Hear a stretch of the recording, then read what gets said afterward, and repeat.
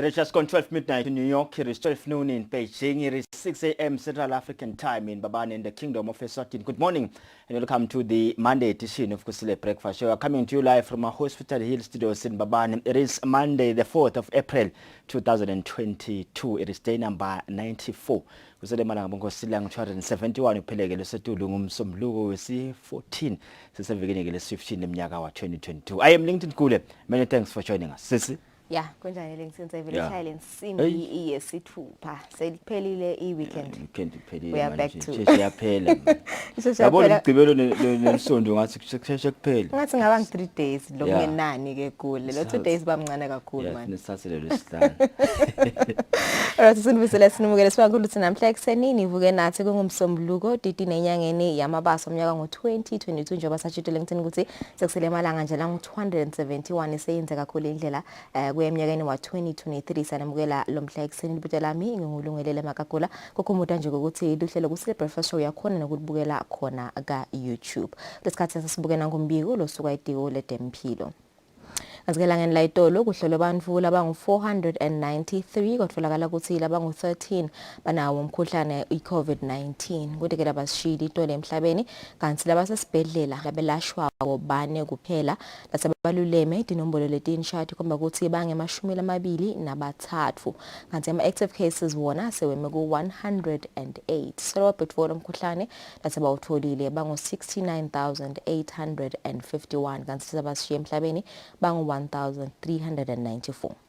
Yes, isimba ke ne vaccination rate yaseswatini nje bonke sinjoba sime ku 29.2% nakubuka ke population le live lesebagome ngalokuphelele liyasime ku 339,080 wemaswati. I think solo simelana for the past 3 months or so. Yeah, solo sime lapho kancane lengisini but ke sethemba ukuthi njengoba kodwa njena I Bushfire Festival inombolo titawunyuka ngoba bashito nje Friday ukuthi vele batawungenisa labo labagome kuphela. Nembala ke lama vaccines asekhona ke Eswatini nduna yachaza ukuthi nasekufika isikhathi kusa expire we do hope ukutabe semaswati sekawathethe ngedzingeke lokusashiswe indlela le kwenta ngayo kulamanye amave emhlaba ekufaka ikhathi nasenenzima Afrika la bathi sire khona 90,000 nakuphela inyanga ya March ngaMay bathi nabe solokude labathathaka batawuthi sire 900,000 yasina kuphela le kubo June July but destroy ke 10 million wema vaccines lebathemba satha bese ka expiry nabe abantu bangawathatha kanti yaqhubeka imbi lapha eUkraine President Zelensky bekakhuluma ke ku audience lebeyibukele ke Grammy Awards yacela ukuthi replace your silence with ndzabata se Ukraine bana lethemba lekuthi batawukhulumisana nelive leRussia njengoba mhlawumbe ngenombeka ukuthi lokungenani kusukela lapha kumhla ka24 February badinganisela ke ku 3455 bantu sebashile emhlabeni kulembike leqhubekako lesesebaya kuthenini njengoba inkulumo iyaqhubeka kutagcine sekunekuthula kepha ke iRussia kuthiwa seyihlasela manje lidolobha leliseninzimu neMpumalanga nalo live lase-Ukraine bakhala ngathi kudla but sesiyakubona vele nje lena. Yes, sebasela bangibonile nje basebaya kulutha Russians kusasa yalutha kudla khona eUkraine. Exactly. Simo sasibi kakhulu. Yeah. All right. Speaking of Grammys, ushito LinkedIn ukuthi President Zelensky abakhuluma khona Grammys kanti ke lokunye lokwendikile khona kuma Grammys South African DJ Black Coffee uhambe imbili utholeke imklomelo wakho wecala ngqa Grammy Award for Best Dance and Electronic award khona kuma Grammys kanti ke huge achievement lena ya DJ Black Coffee njengoba besolo asho ukuthi ufisile kuwena Grammy Award kanti ke ngeminyaka wa 2016 wawina BET Award bamvuke baseningizimu Africa basolo bamhalalisela kusukela itolo ngayo le win yakhe naye ke ubhalile ka Twitter athi halalisela abonga bonke bamfla bamsekele kuyele album yakhe la iwinile ya 2021. Lama Grammys ingumcimbi lokhulu kakhulu LinkedIn like the biggest award one of the biggest award event emhlabeni. Wina noma ngibanje la kule industry. Kuwina nasa wina iGrammy usuke songilongci usuke sowufike nje letulu kakhulu. It's a huge achievement for my artists, my actors, yes. So when I saw win a Grammy vele sikubuka nje ngazothi ngobami labasilungu. Yeah. Ngokusithatha sathi Steve namhlanje njengoba ngamgcibelo umhlaba ubona kakhulu bantu labanesimo seautism neseba lelikhulu sister besinayo ema Trifina Mvubulana abachama khona etiko letempilo sitayiteka lenzaba leko sisimo enjani eSwatini sibavele batali ngemgcibelo bachaza nje dinisayela babhekana nato basakhulisa abantwana labana lesimo seautism ngoba for the longest time besicabanga ukuthi ne akusisicansi sifo kanti simo yeah. Simo sabe sikhulumisa kabanti nabo lapha nakushaya nje nakuphela tindzaba tensimbi yesithuba lomhla ekseni sabe sikhulumisana ngethemba ne therapist kule kuvo nje ukuthi ngabe vele mhlawumbe labamfana labaphila naso lesimo engabe vele mhlawumbe basidakala kanjani ngastave sikhulumisana nayo le therapist nakuphela dona tindzaba and of course esamande sidabe sikhulumisana ne dance seltefude temidlalo kuvaka abantu ngaleto betendeka kule mphela somvo temidlalo lesikhathi esibohlele Market buya netindzaba tetfu tekucala.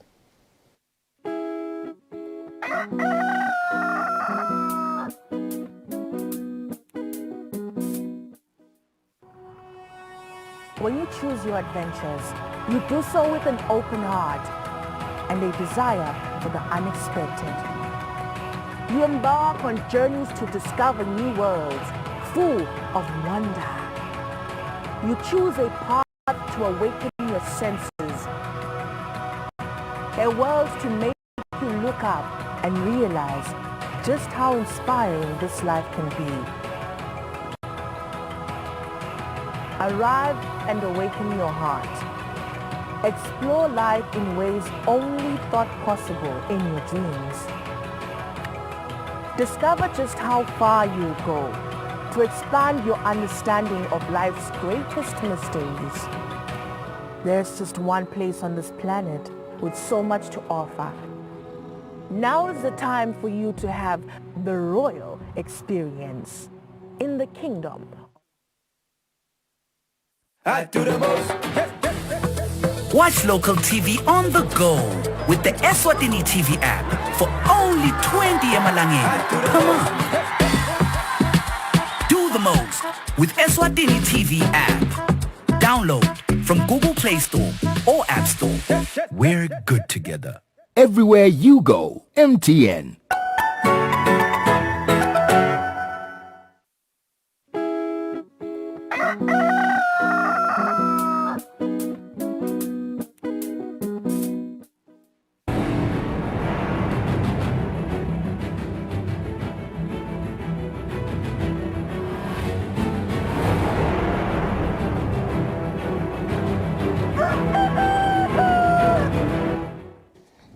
Asifenze sinimukele ehleleni Kusile breakfast show lonivusela kona nomukelako ngilungelela amakagula lesikhathi sitabwati indzaba tetfu tekucala. Silingo simswati wesithathu sesincomela ibutho lelithangwa ngekucambata inkoma letinsha leticukethe imilayeto leyakha live ngwenyama yethilo thangwa lucophelekile khodi kude kuthi tigcineke letinkoma kwanze nemlayeto wato. Silo siphefumulwe ngesikhathi yamakhosi elive yabusisa umkhosi webugano esigodlweni yehlane.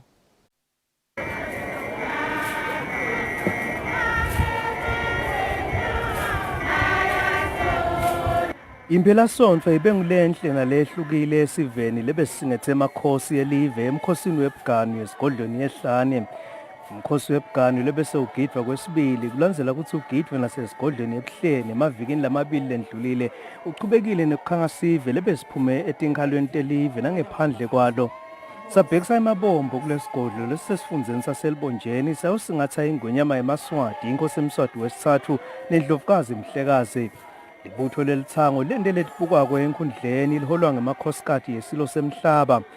Nzike nebukhosi bakaZulu bube ingcenye yemsebenzi njengoba umdlunkhulu wakaZulu okuyinkosikazi yesilo sesive semaZulu inkosi imisuzulu kaZwelithini bekahola libutho lakaZulu. Umkhosi waba mhle wachakaza luthango lwabiyela ngebugidza lokubekuhle sabhema sakholwa nesive lebesingethe emakhosi. Kukhanyina kunoma ngubani ukuthi amasiko elive leSwatini aphiwa likhono lelikhethekile nalelingakavami ekuhlanganisa sive ndzawonye. Njengoba ke emave lamanyenti kufaka ekhathi live leSwatini sekacekise imithetho yokugwema kwanza kwe-COVID-19 setiyabonakala nedivakashi takulamanye emave emikhosini yelive lokuletha lithemba ukuthi lihlangothi lwetekuvakasha litawululama. Sekubaliwe konke eMaswati bekathe yalambele kuphefumula kwemakhosi. Ingonyama yeMaswati income elithango ngekucamba ingoma letinsha leticuketse imilayeto leyakhako. Bunansi bawo ukuthi ubuthana kunjena kwakha nelithuba lokuthi umuntu abone litalent lakhe ukuthi lingakanani. Njoba nasilena nje ebuhleni ngathi lalela ingoma letibonala ukuthi awuqa liyaqamba lithanga.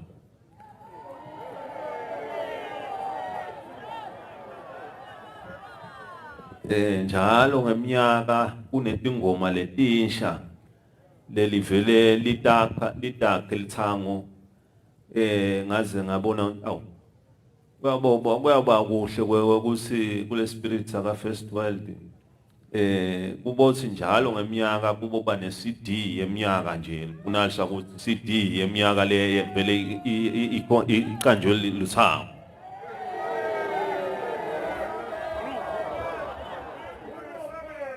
Naleti ngoma lobunanzi bantu nawuthi uyayilalela ihaya lapha nalapha nalapha weva usicha lo hlabelako kude nema instrument kesha bunanzi balo music kungongetulo cha.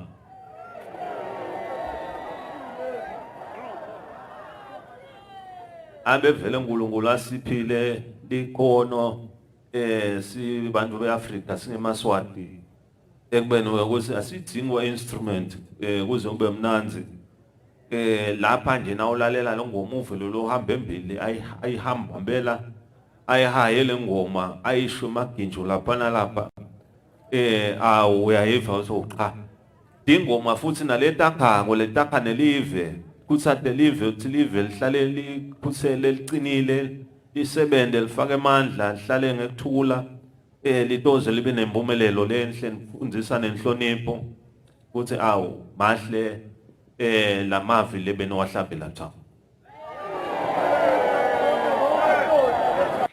Indlovukazi Mhlekazi ikhuthathela Luthango ukuthi lusinge umkhakha lungasabuka isihlahla semganu kuphela njengoba itinyenti naletinye tihlahla lolungadiphilisa ngato. Yebo phezulu komkhono emagwavana osawaphiwa ngisimakade. Emagwava unoma ungalithatha utolihlanyela la ehlanzeni litawuvuma bese wenda jam uyawakena wenda ijuice lemnanzi bekunene angisho ke lele nyuka ngoba nalele nyuka ikhona phela bekhuluma ngalele nyuka to lejuice nje akajuice angisho lele sithenga esitolo utendele ekhaya kakho. Bantwana balambi bayadla nje ijuice. Hawu make so wenda ijuice make wenda jam la ekhaya. Yebo phezulu komkhono.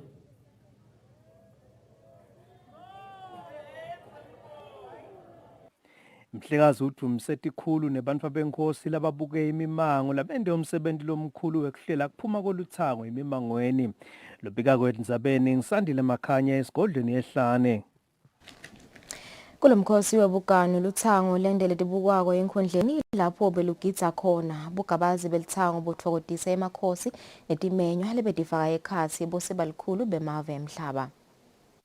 Libutho elishile enkundleni liholwa ngemakhosikazi yembube emhlaba. Kutsite ngemva kwaloko lagidza imimiso lokubetha ingoma letithi licala lami litawuthethwa ehlobo naleyo lethi yena bangonyama. Ngaleso sikhathi siguqukile isimo selitulu lahusha kamadima kwehla imvula kodwa lokhu kube ngemafutha labagcobise ngawo bophezulu komkhono. Olusiba lukhulu bemave emhlaba babonakele bavusela emakhosi bawabongela ngebuhle bemkhosi.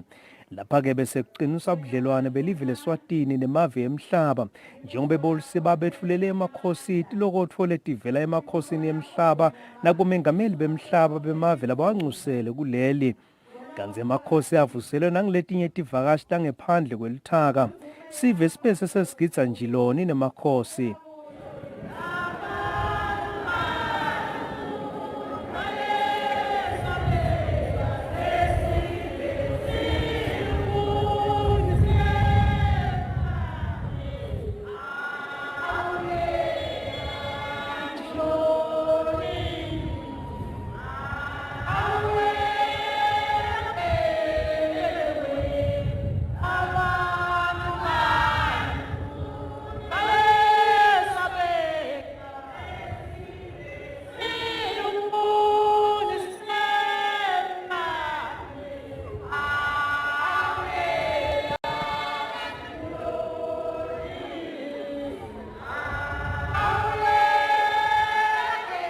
Ayike ibe seseyasikitela inkundla ngesikhathi sekuthanjwa. Ophezulu komkhono bathi cha namuhla kungathi inkundla yavulwa indvuna yelithango elibonjeni kwalandzela tifundza nenhlanganisela yemibutho. Dithi tengegwebana tasesetiyanqunquza kuthambeke inkhosikati Makela Mahlangu.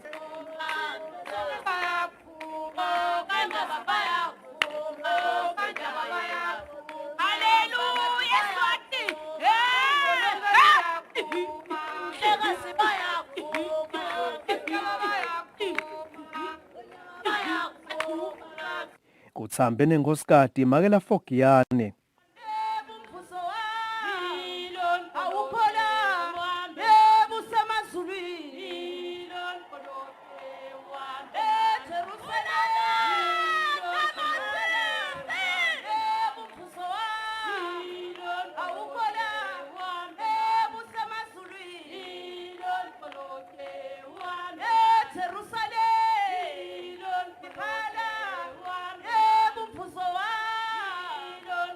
Abantu benkosi kuthambe umva nenkosi isikhanyiso.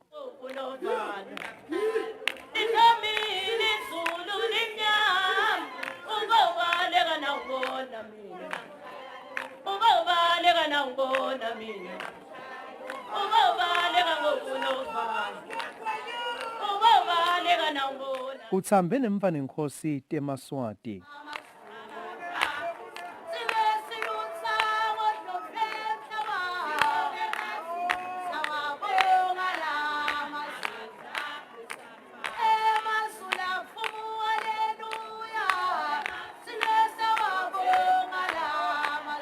Kansike inkundla ibe seseyithathwa ngumva nenkosi temthimba.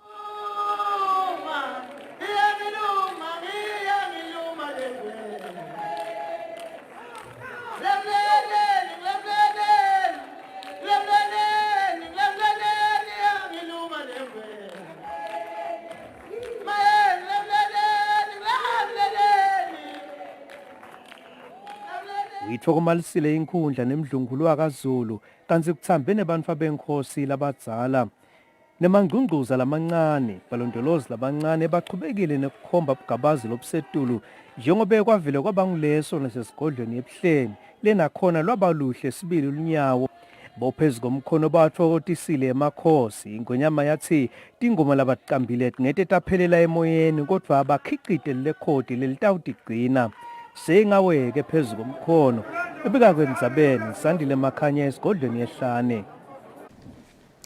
Umphathi weHhovisi lelibuketi inhlelo tenhlangano yakamhlaba libuketi imali tekuthuthukisa tekulima International Fund for Agricultural Development Donald Brown uthi uthokotile ngendlela lolusebenta ngayo lolu hlelo lwahulumende lokuthuthukisa abalimi iFinclude. Brown abekhuluma kumhlabubovu ngemuva kokubona imisebenzi yabalimi labasekelwa ngaphansi kwalolu hlelo.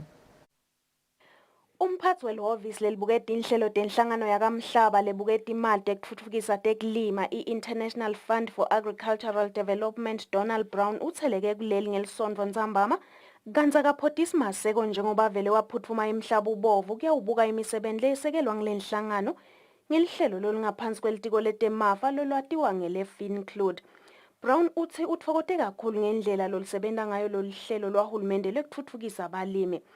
Uthi lakuthanza kakhulu kwekuthi lolu hlelo lichutshwa ngetigaba lokutawukwenda ukuthi lithuthuke futhi likhonze. One of the things I like most about the project is that it's going step by step. Too often projects rush too quickly and they do things to the farmers. This project is doing things with the farmers and the farmers are the ones who are making the plans, who are deciding what step to do next. And that to me is very, very important. Nomcebo Hadebe umphathi welihlangothi lwahulumende lolubuke ukuthi wonke uyafinyelela emalini yokutithuthukisa. I-Center for Financial Inclusion uthi lolu hlelo libasitile balimi. Kusisita kwakhe ukuthi sifinyelela la besingeke sifinyelele khona ngetimali lesithola kuhulumende directly. So kumali lesiboleka ka-IFAD ngiyo lesikhona kube sesisita umlimi longekho embabane lose lonke lelive usisita kanjalo. David Makama umlimi uthi nyalo sewenda inzuzo lebonakalako. Ngiyakhona lokuqhubekela phambili nalokusebenta through lelwati lebasiphe lona lokho ukuthi nasihlangene siyakhona lokubuka lokho ukuthi lona utawuhlanyela ini lona utawuhlanyela ini kulandzelane letinto ukuze sikhone kufida le market yethu sithobe sihamba nayo. Lolu hlelo lwasukunyiswa nguhulumende ngenhloso yokuniketa abalimi lwati lolwanele ngetekulima, imakethe lekhona, kwekuthi imkhicito lofunwa imakethe kufanele ibe kanjani, kanye nelwati ngekuchuba imabhizinisi kute bakhone kubhadala tikweleti tabo. Iphindze ikhulumisane netinhlangano netinkampani letibolekisa ngemali kwekuthi labalimi nasebabhadala noma babuyisela le mali labayibolekile ingabaduleli kakhulu. Etindzabeni teSwatini TV kubika Nelisiwendla ngamandla nginambongwa Dube emhlaba ubovu.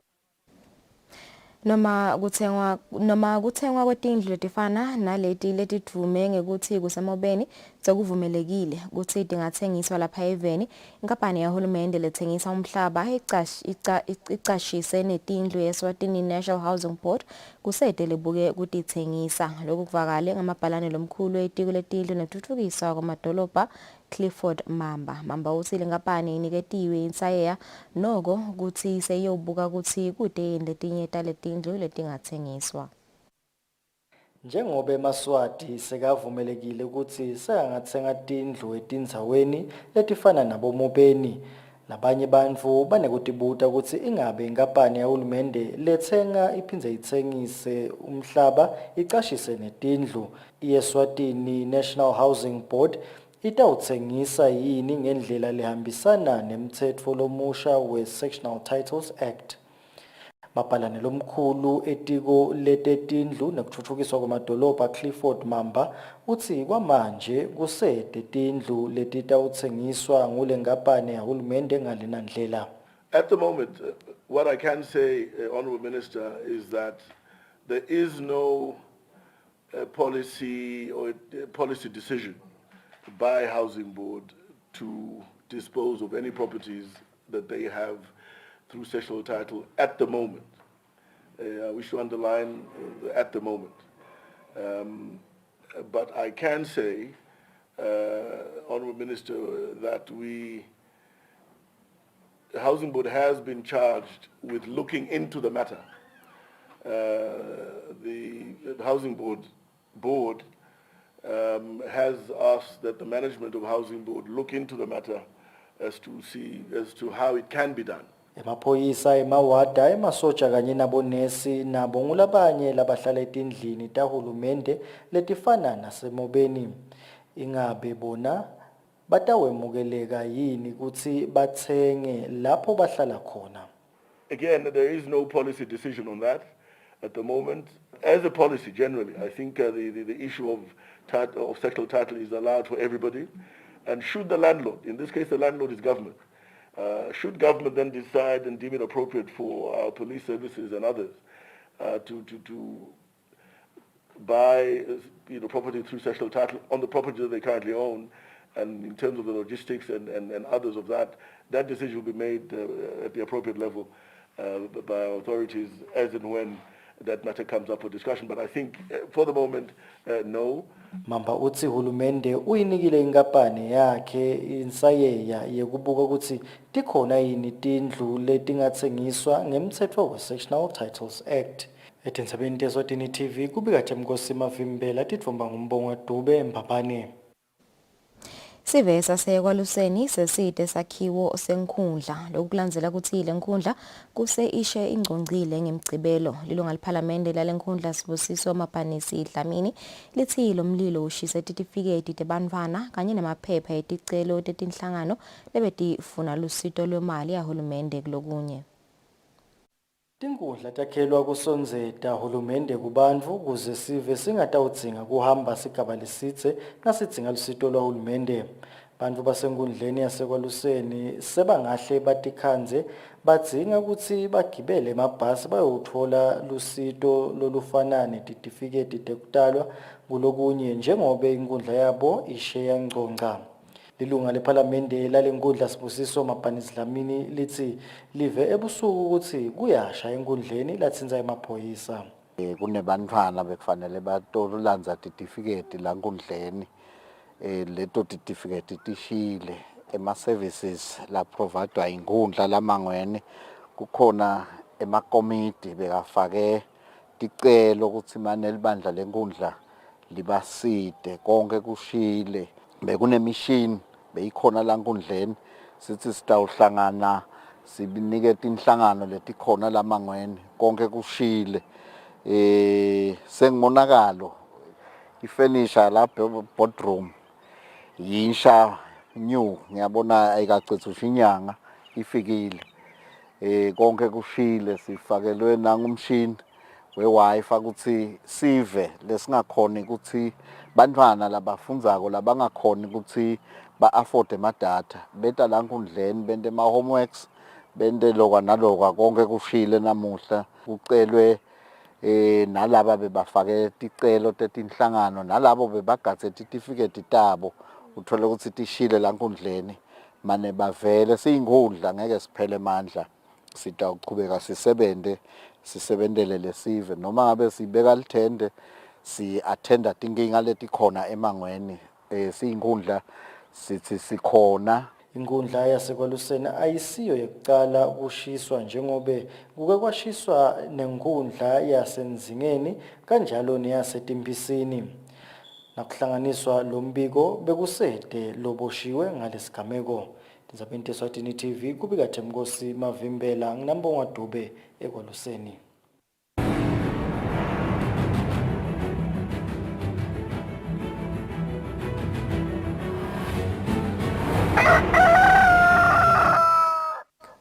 Asibenzele sinemukele tindzabeni sitawungena kuleto temidlalo. Licembu le-Young Buffaloes selinciphisa umgamu emkhatsini walo wanye nelicembu leMbabane Highlanders lelihleti esicongweni se-MTN Premier League emaphuzu lamathathu ngemuva kokuncoba ivovovo ngeligoli linye icanzeni. Lo mdlalo udlalelwe enkundleni yaseKelani eSpiki.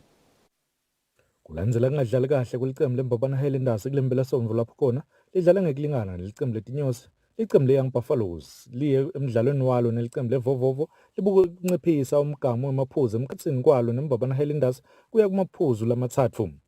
Leli cembu le-Young Buffaloes belivakasheleke licembu levovovo enkundleni yaseKelani eSpiki, inkundla ebeyigcwele emanti ngenxa yetimvula letine kakhulu kulembela sonvo.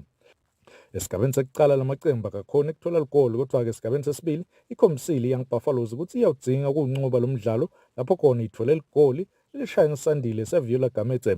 Ichubekile yahlasela yona i-Young Buffaloes kodwa-ke ayikakhona ukuthola lesibili waphela kanjalo umdlalo ngeligoli linye ecanzeni. Umcicisho we-Young Buffaloes Sabelo Mnisi uthi kuyo yonke imidlalo lesele sebabuka kuthola lokungenani liphuzu. No kwanyalo setibuketsini because njengoba wadi ukuthi emagame okuqala first round salahla inqombe emaphoyini so nyalo sithe nje yonke igame lesiyidlalako azizame ukuthola lipoint either away noma sisekhaya azizame nje ukuthola lipoint kuleyo game ngenhlanhla ke lokwentekako kuyasimotivate nabo but kwanyalo setibuketsini. Kanzi umcicisho wovovovo Caleb Ngwenya uthi badlali bakhe badlale kahle kodwa-ke baphathanyiswe kuba mandi kwenkundla. I think we had our chances first half. We did not take them. Loko ukuthi angafiki ngala this half bekumandi kakhulu. Lamande bekemile, so it was very difficult if we are building to finish on that area. It was a bit very difficult for the boys, but they played well. I'm not disappointed with their performance. Kanzi licembu le-Young Buffaloes selinamaphuzu langu-39 ngemuva komdlalo langu-19 lewudlalile, kanzi licembu levovovo lona linamaphuzu langu-19. Kuleminye imidlalo licembu leMbabane Swallows lincobile kuRangers ngamagoli lamane ecanzeni, kanzi iThambuthi idlale ngekulingana neGreen Mamba ngamagoli amabili kulamabili. Kanzi iManzini Seabirds ikhwele yatehlela kuMalandi Chiefs ngamagoli lasihlanu kulinye. Lobikela umsakazo Eswatini TV kutemidlalo ngilinda Dlamini eMbabane. Ngaleto temidlalo siyatiphetha tindzaba tethu tensimbi yesithupha lamhla ekuseni asibahlele etimakethe sitabuya sichubeke nehlelo.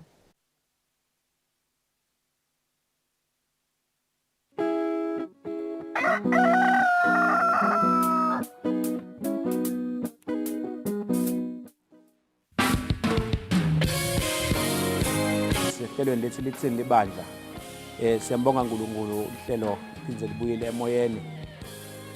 Basically ngingathi nje empeleni yabona uNkulunkulu nakadala umhlaba including bantu letikhatsi leti tethenjisiwe bofundza incwadzi ya John chapter 16 verse number 33. The way the gospel has been portrayed nayilethwa la kubantu yabo yende ukuthi abantu babe offended. Sikholwa futhi ukuthi sitaphuze siba nabo evikini letako sikhulumisa yona le ndzaba lesikhuluma ngayo emsakatweni wakho Eswatini TV sibuko semaswati. Ayichesuke kama lakho likhulu chesuke Kudla kwempilo, food for life. An agricultural program that shows how a farmer brings food to the nation.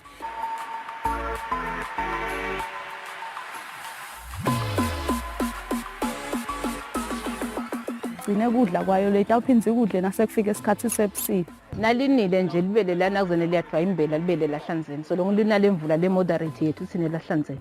Kudla kusemhlabathini, konke lesikudingako sitakuthola emhlabathini.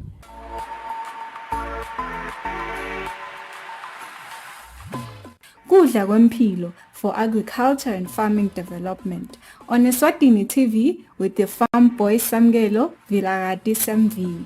Kudla kwempilo, food for life.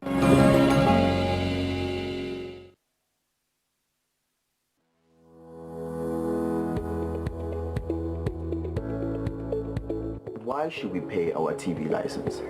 The content on our local television is actually more up to date. The industry is enhanced. It is a criminal offense not to pay your TV license and attracts a fine of 500 emalangeni or 6 months imprisonment. And the industry is definitely blooming, ladies and gentlemen. So that's what we have for you, but we'll be right back just after the break and we'll give you more of Miss V. Pay my TV license. That's why I can enjoy the benefits of an enhanced industry and keep track with recent transformation. Mommy, who pays for a TV license and what are they paying for? The owners of TV set and a gadget with a tuner like DVD set have to pay. Pay your TV license at NetBank with the details provided on screen. Or use your cell phone via the mobile money pay. You could also visit your nearest post office and pay there. Pay your TV license via Eswatini Mobile Imali. Any TV device retailer can purchase a license to trade. Pay your TV license and enhance the industry. Intuthuko lekhonsile yintuthuko lesuka phansi emimangweni usosive lesinesidingeko sayo ingene emiphakathini kuboba betikhulu ikhulunyiswe ibusiswe enkundleni nasesifundeni ite iyofika kuhulumende lowabatimali tekusukumisa leyo misebenzi yentuthuko nenhlalakahle bukela luhlelo sive siyathuthuka ubona imisebenzi lesukunyiswe ngaphansi kweluphiko lwahulumende lekwakha takhiwo letisekelwe ngetimali tahulumende i-micro projects kanye na-regional development fund lolu hlelo lutawungena njalo ngalesine nga-8:30 p.m. kusihlwa nangalesihlanu ekuseni nga-9:30 a.m. sive siyathuthuka intuthuko yetinkundla yintuthuko yemaswati.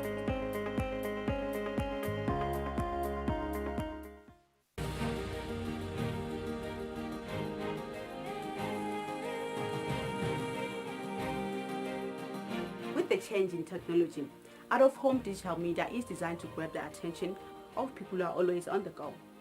You can now watch your favorite show, Kusile Breakfast Show and Dinzaba at 7 on your favorite YouTube channel.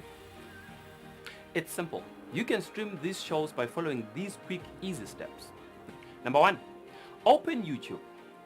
Number 2, search for Eswatini TV and click on Eswatini TV. Number 3, after you had entered on Eswatini TV, look for Dinzaba or KPS. And while you at it, don't forget to like, subscribe and ring the bell button to get notifications of our video uploads and streams. And lastly, enjoy the stream. Stay home and watch Eswatini TV. Stay safe.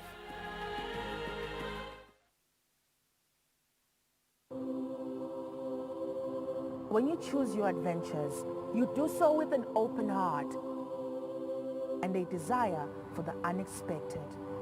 You embark on journeys to discover new worlds, full of wonder. You choose a path to awaken your senses to feel the rush of life overwhelm you, a world to make you look up and realize just how inspiring this life can be. You ask, and we give you the royal experience. Arrive and awaken your heart. Explore life in ways only thought possible in your dreams. There are but a few places on earth so special, so unique, and so spectacular, where it becomes a rite of passage for the ambitious travelers, the courageous souls, to all have the one and only royal experience. That day when you look deep into your heart and leap into an ancient world so very different from your own, where magic, beauty, and love are shared forever, then you will have a royal experience. There is just one place on earth where the people make you feel a part of their kingdom, where you just might volunteer to awaken spirits, enrich minds, and work alongside communities to build, motivate, and inspire. This is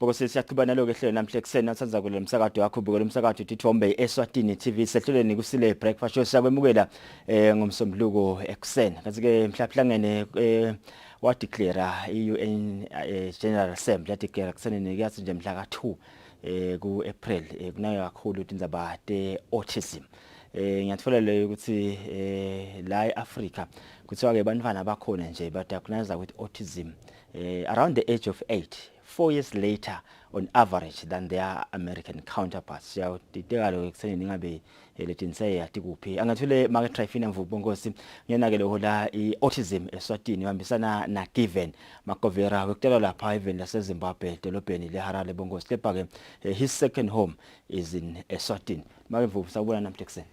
Ngiyabingelela kuwe msakadi na sesiven sonke. Thank you for the opportunity namhla ekuseni. Given, you have been given an opportunity to come and talk about autism. How are you? I'm okay. How are you, sir? Number one. How was your weekend? My weekend was brilliant. My weekend was okay. Yeah. Mayimvubu ni bena lomsebenzi kaManzini. Le my takeaway message amlebe ngwathatha kubatali specifically. Bakhuluma ukuthi basadibana inside matima kakhulu live. Basakhulisa labantwana labo. Bakhuluma indaba ukuthenini kunema certain sectors nje labangakhona ukuthi bafinyelele ku bathole mhlambe lelo sitolo ngenza ukuthenini isekhona le discrimination ibantwana labane autism. Lebe gijima la nhloko yami bekunewe ukuthi i-discrimination lebanga ukuthi solo sisesemuva sengakaqonzi lenzaba le autism. Nanibuka nithi ayisebenza lenzaba sesikuphi elive trying to understand na condition nayo. Siyatama kulandzela kule noma silandzela kancane.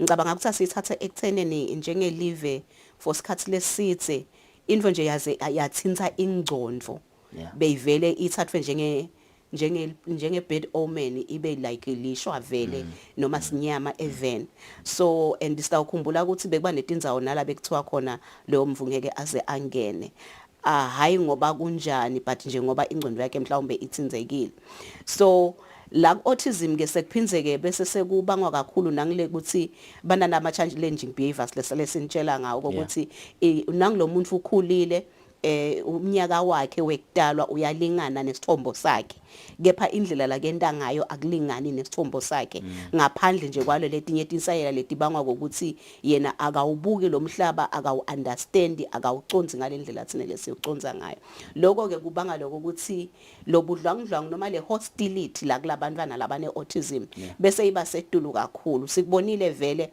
abathatheki njengebantu ngicela kulibeka kanjalo ukuze sive singive abathatheki njengebantu babukeka ngathi kwetilwanyana nje noma nje angicela kungasasho lokunye but nje lendlela labathatheka ngayo abathatheki njengebantu lokho ke kubanga lokho ukuthi ngoba kusuka kakhulu kulabala abadzala vele labantwana bangaphatheki kahle and bantwana nababodvana babuka ukuthi labadzala lo munye bamthatha kanjani nangabe athatheka njengesikotela nabo bese sebadlala ngaye vele so ngiloko lesikubonako babacosha nangetinja ema cases lamaningi lesa apotiwe ofisini babacosha ngetinja bayabashaya bayabacosha labanye etikolweni lesinye itikolo khona nami la ngake ngaya khona ngakhanza ukuthi labalabanye bahleti bonke etitulweni then labalabane autism bahlaliswa umgrushana bona lapha phasi so le discrimination vele ikhona iningi iyesabisa kakhulu kathi-ke sicubulo salonyaka sigcile kakhulu ku SDG4 lokhulume nge-inclusive and quality education for all kuthi nakubhedwa kwamkhuhlane i-COVID-19 yase yavela inzaba ekutheni njengoba bese kufundwa phela online besikhuluma lana sikhuluma baka isicom lebe baqeqesha abothishela ispeak ngenzaba ekutheni bafundisa kanjani bantwana labanekhubateka ikakhulukazi njengoba phela kubateka kwehlukene indlela eziningi nase kufanele nje kufundwe online ngayibona basitakala kanjani ngiyayifuna ke ukuyithinza nje indaba ekutheni njengoba kukhulunywa ngale inclusive quality education for all ingabe vele labalabane autism nase kufika sisifunda online bena banakekeleka given COVID-19, the outbreak of COVID-19, I think one thing that we really learned is the key for the usage of ICT, to incorporate ICT in our learning. Now, we've got autistic children in this country, they were left behind in terms of their learning experiences. How can you close that gap? Basically, in that gap, it is important to find out who the people with autism are. Yeah. The people with autism, according to the autism survey, which was done in the Lubombo region, most of them, they live under the poverty datum line. True. They earn less than 900 emalangeni per month. And if you say a person who is earning less than 900 emalangeni a month, he has to pay for data for their kid to go on to online learning. Yeah. That's not feasible. The money is barely enough to even fend for the family on its own, let alone the kid who's supposed to go online, let alone also the child also has this kind of challenging behaviors which they kind of like display sometimes. Okay. So that gap is was kind of like difficult to address, and it's still an issue which needs to be addressed now. Because as far as I've seen it, their parents will come in, they say, would see their child was coming in, their child before COVID was okay in school, was doing well, but then due to COVID now, due to being in the house for too long, not even having access to education, due to number one, maybe their geographical location, the poverty which I've just mentioned on, it then made their children have poor outcomes in terms of their educational achievements. So how we can try to bridge the gap is maybe try to have maybe teachers who can go to them one-on-one. I know it's a difficult thing to do, but that's something which needs to be done. If you can also have teaching assistants who understands these children, and now that the schools have not been opened, they can even go into schools trying to teach them one-on-one basis so that they can also try to cover the gap which is being lost. That being said, it is also important to understand that there is no inclusive education for children with autism without the medical professionals. Yeah. I say this because children with autism are different from other children. They have their own range of difficulties which they encounter. They have sensory behaviors which they have. They have problem behaviors which they have, different food preferences. They don't have concentration. They lack attention. All these things, if you put them together into one child and tell the child to go into a class with maybe, let's say, 40 children in a mainstream school, the teachers, obviously, they're going to say it's hectic teaching the child. Yeah. So what's going to happen is this. The teacher is going to concentrate on those 40 other children and leave that one child with autism behind. The outcome, that child is not going to learn anything. That's why you see some of them, they are always being made to repeat classes. Why? Because they didn't attend anything due to the fact that there is not sufficient support in the educational sector in terms of like teaching assistants who know how to deal with these children, and also the late attainment of therapeutic intervention in the form of occupational therapy and speech and language therapy.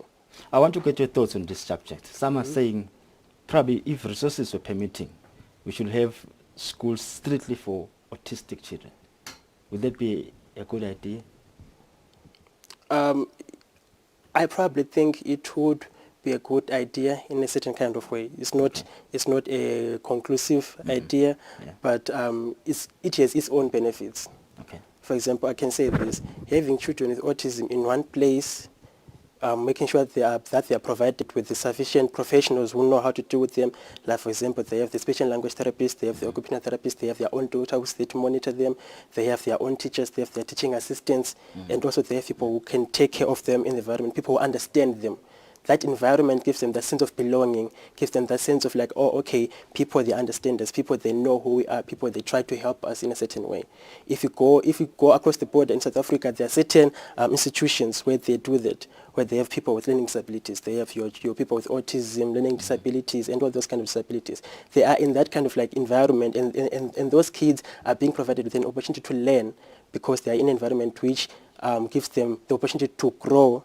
People there, they understand them. This is different now from when you put them in a mainstream school, where they sometimes encounter bullying, they encounter sexual abuse sometimes, they encounter even physical abuse from the teachers. In some of the instances, we have a case whereby the child was beaten just for the sake that the child cannot read in Siswati, the child is good in English. The teacher went on to beat the child. So now, those things now, they are kind of like leaning towards the aspect that it would be a good thing if we can maybe have schools specifically meant for people with autism. That being said, also you find that there are people with autism who are on the if I can say side of the spectrum where they don't need that much support. Those ones, they can go into mainstream school, but on its own also there is need for teachers, for also therapists who can be there in that environment to monitor them and also to give them kind of like therapeutic advices, classroom modifications, like for example they can be having sensory diets, they can be told to have movement breaks here and there. Yes, their intellect allows them to be able to learn in a normal way, but they have these underlying conditions which they have these underlying impairments which they have, which kind of like make it difficult for them to be taught in the same environment as people, as other children. So it's a good idea to have them in their place of their own, but it also has to be taken into cognizance their level of function. Because it's not the same, it's a spectrum, meaning anyone can fall in anywhere in between the spectrum. So there are those who are better than others, there are those who have something, if you can call it, severe cases. So it also depends on that kind of like dynamic. But that would be a very good thing if we can have it. Manje ngiteka nje lendaba ngiteka nalaba baka Sikhom kulomhlangano bafundisa abothishela wakhanza nasifundisa online lo ngaboni simfundisa kanjani lo ngeveni lebe simfundisa kanjani ngokuhlwana khona but isele vele lengcingwana ye-autism nanibuka ngoba ngenteka phela kudena le 50 wave phindze tikolo tivalo kufanele kufunde online si addressa njani ke lenzaba lena kusenini laba labane autism ke bona senda njalo sinabo abaqhubeke phala abafundi. Ngingacala lapha ekutheni gule umuntu akawacele ema partners kokuthi akam involve autism Swaziland. Inkinga le yenteka ukuba ngiloko ukuthi noma sekwendeka bakukhumbula bafuna lokutizamela babodvana without lama medical professionals. Here nje thina as an office we have given as our occupational therapist, and he is working with all the other therapists and medical professionals in the country like neurosurgeons nabo nema pediatricians. Labantu labayatimbamba leno. I-problem kuba ngiloko ukuthi bantu bafunele ukuthi izamela kanti vele batawusala, and what we have seen ngiloko ukuthi vele sicabanga indzaba yalabangabone emehlweni la sitawuteka indzaba tebraille khona sikhulume indzaba yalabangeva etindlebeni kuvakale ukuthi batawendiwa kanjani bona, but vele nasekufikwa kulama intellectual disability particularly lababe autism sekude lo iteka kanibona sebafuna nakulokuthiwa i picture exchange communication. akukho ke lenfo leyo and kungetulu kwale just the picture exchange communication nakhona akhona lama devices la kangabenda labantwana basitakala lokunye lese kube yi-issue ngokuthi most parents are now taking bantwana to a school for the deaf nakafika lapha e school for the deaf lo mntwana ngikhuluma lokho in a positive way uze batali bakunake moso because labo thisha labase school for the deaf basebenzisa kabuhlungu lapha le issue ithi sonke asikhulumi sisebenzisa i-sign language but kumfana lona autism you can't use i-sign language. There are very few instances la ungasebenzisa le sign language khona kumfana lona autism lapho sekufuneka kuthi usebenzise sithombe usebenzise nemagama lo mfana atokhona kubona afunze but nakafika lapha sonke sithulile and lona autism sitawukhumbula gule ukuthi siyesikhuluma ngeke ukuthi labanengi babo vele ba non verbal. So are you saying it's not the right place for them to be? They know that under no circumstance should you put the child there unless unayo hearing impairment. Nangabe ke anenkinga yikungeva indlebeni singamfaka khona but nakhona sekufuna sibambisane nabo thine kubasita ukuthi lo mfana utawufundiseka kanjani. Ngale kwaloko khanza nyembe digcwele emehlweni kubothisha nalama caregivers because umfana lona autism akafani naso umbona live nekumfunze phepheni. Kumfunze phepheni uva ngathi udamkhona but nasafike live ngilenye indvo yabona. So umuntu angacela ngoba lokunye labamfana nale bese baya experience le bullying from lalabanye bantwana ngoba labanye bona bathi ukuthi asikhuluma nge-sign language bese sekuyendeka lona sofuna kuzama khipha ligama eze aya ngekukhula yabo or ayithola itherapy kwendeka afune kuzama ukubablisha ligama divele tithi lethu lona ngu-speaking lo dingathi ngu-speaking that is a discriminatory word that they use bona against bantwana labanye labazama kuluma bangathi ngu-speaking sebavele bak-excludile so usele kanjalo and kubhlungu kusho ukuthi kunebatali lebakwendilo lokho much against i-advice yethu bathatha bofaka abamfana lapha moso because bona sebahlukene sekunjani kufuneka nje indlela yokuthi umfana bangamlahla kanjani and umuntu uyacela vele ukuthi usatochubeka abambisane nematiko laphathelene ikakhulu la ka DPM labaka social ukuthi leti into efana naleti sisukumele akusihambeli vele kahle. Lo mimtali lo wakuva nje ukhuluma kanje namayemvu uyatibutela ekuthenini kuleti kole lesinado Raven bakhona bekwethembeni bakhona lesinye lesisho kuze afunza kangcono ke lo mfana kufuna ngiyomcela lapho batali ngicela bamthinze autism Eswatini siyacela lokuthi basithinze sitokhona lokubona ukuthi ukuphi kwentekani khona because thina engineer sinetinhlelo la khona tithi sesibuka thishela specifically aseclassini anemfana lone autism njengoba ake washo given nangabe lo mfana sekakhona ake sithi mhlawumbe side vele nyalo imali eveni ukuthi laba seviye sibendele tabo tinzawo vele bala ku mainstream school njengoba vele sithi inclusive but la khathi ku inclusive ayibe khona phela le ligumbi lengcingwana la khona atawuniketeka vele le attention lo mfana lo and nase sekunjalo kufuneka ibe khona nale sensory room lekatawuthi nase kwendeka lo mfana ashayise libonzeni sekacala ukuthi ganze libonze natiluma enda yonke into akhona eksitakala siyamdzinga occupational therapist lapho siyamdzinga speech therapist lapho there is no way emaswati akakunderstand lokho la ngafundisa khona umfana lone autism without medical professionals so siyacela lokho ukuthi vele abasusibalekela be it education be it whosoever partner lothi ufuna kwenda info ngebantwana labane autism because ekugcineni labantwana bayasilimalela nasebalimele babuya la kithi and batali babheka autism Eswatini ngokuthi akalethe impendulo and lesa sikudiscoverile nyalo incumbi yetikolwa nyalo hayi kabi ikakhulu ngale ka private sebasebenzisa abantwana labane autism as a draw card ngoba bayathi usibatali bahluphekile vele batawugijima baye khona nakafika la ngekhathi lo mfana sihluke lesimo bathwala umkhono enhloko bothishela uvethishela kungasiyinkinga nje ukuthi athi ngina 30 webamfana ngimele ngibafundise sekufuna ngifundise nalo ubona nje ukuthi yena vele ngulo akusuye umfana njengabo bongela labanye despite ukuthi naye ubhadarile njengabo bongela labanye ingabi khona vele le metamo yokuthi phela naye akasitakale naye ulethiwe la labanye ke vele etikolweni letinye bavele nje bakutshele ukuthi ufuna nivele la akamixonga nemzimbofu no matter ukuthi uzama kwani kuba negotiator. Given as an occupational therapist there are the speech therapists out there when you are helping these kids are you helping them to get better or just to cope with their daily lives? I'm just trying the importance of what you are doing with them.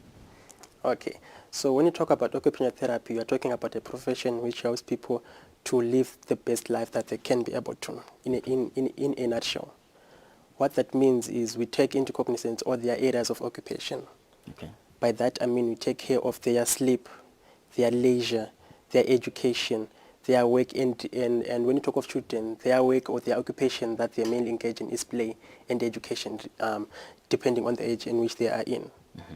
And also their ADOs, which means their activities of daily living, which involve maybe something like eating, going to the shops, taking a comb, all those kind of things.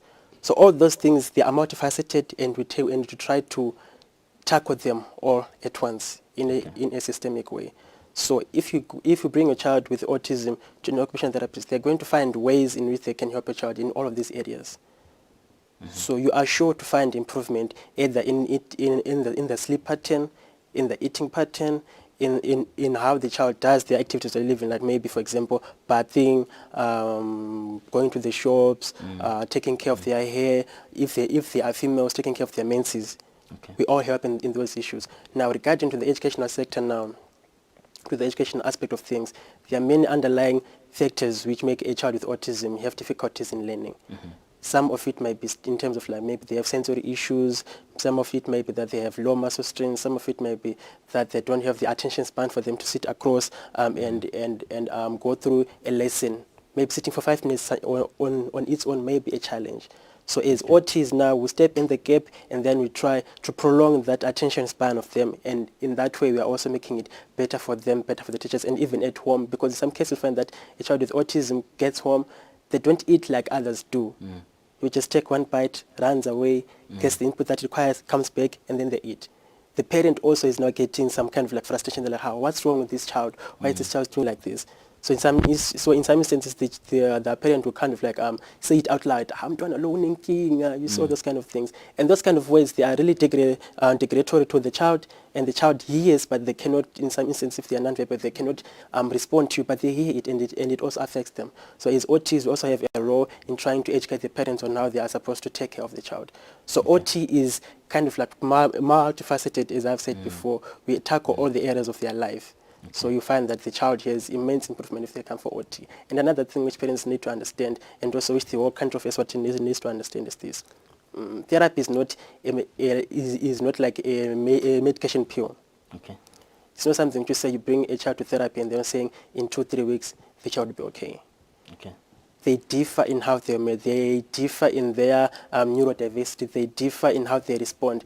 The environment in which they are in their houses, it differs. Okay. The social environment, the economic factors also, they differ. So all those kind of things need to be taken into consideration, because in some instances you find that the parent will come to you saying, we've been going for therapy for 2 years. Like, oh, okay, that's fine. Any changes? No changes. Okay. So in some instances, the parent now, they look at macro changes.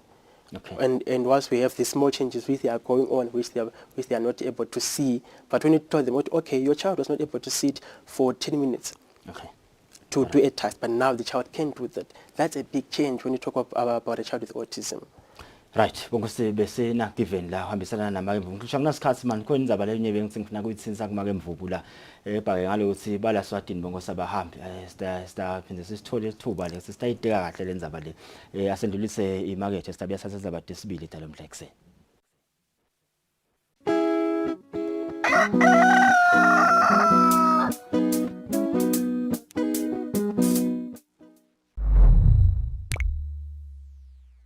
Your taxes are changing lives. Without your taxes, Noktula would need over 9,000 emalangeni to plant 2 hectares of land with maize. But thanks to your taxes, Noktula and thousands of farmers across the country can now access subsidized farm inputs at less than half the commercial rate. This cropping season, she planted all her fields for only 3,500 emalangeni. Thank you for your tax compliance.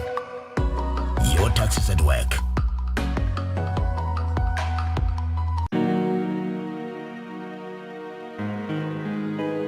Tifumbo tanamhla esomveni betingakacondzani nathi. Hawu mngani, usho ngani? Bekukhulunywa bafana kuphela, buka nje bekukhulunywa ngekusoka. Ushiyekile impela mnganami. Angayiva kahle lenzaba. Phela ngekusoka bobhuti, nanathi bayazivikela kumdlavuza womlomo wesibeletho. Futhi ukusoka kuyingcenye yezindlela zokuvikela iHIV even. Kanti ke naye ibhuti masekasokile, uyativikela kumdlavuza wemvuku. Uyabona mngani ngishiyeke mbamba. Uyabona babuya kutofundisa betempilo, ngitolalela. Lo mlayeto ulethelwa litiko letempilo. Kuva kabandi, shayela 2030. Ngingumake lothethwe ngubabe lophila ne-HIV. Lokho akusihluphi kancane. Luthando lwethu lwenga tonke timo. Nyalo nje ngisemtholampilo, ngitola nzasiya samakoti kanye nemaphilisi ami ePrep. Phela ayasida ngekuhlisa emathuba ekuthi ngingatholi iHIV nasijabulisana nababe wakami. Sengitondlula lapha ethendeni lekujovela iCovid-19. Ngithathe ibooster yami. Netinkonzo tephasika ditongikhanza sengilungele. Maswati lamahle. Litiko letempilo liyakukhuthata kunatha kahle ema-ARVs kanye nekujovela iCovid-19. Ikakhulu lokusilungiselela tinkonzo tephasika. Lo mlayeto niulethelwe litiko letempilo ngeluhlelo le-FCI. When you choose your adventures, you do so with an open heart and a desire for the unexpected. You embark on journeys to discover new worlds full of wonder. You choose a path to awaken your senses, a world to make you look up and realize just how inspiring this life can be. Arrive and awaken your heart. Explore life in ways only thought possible in your dreams. Discover just how far you go to expand your understanding of life's greatest mysteries. There's just one place on this planet with so much to offer. Now is the time for you to have the royal experience in the kingdom.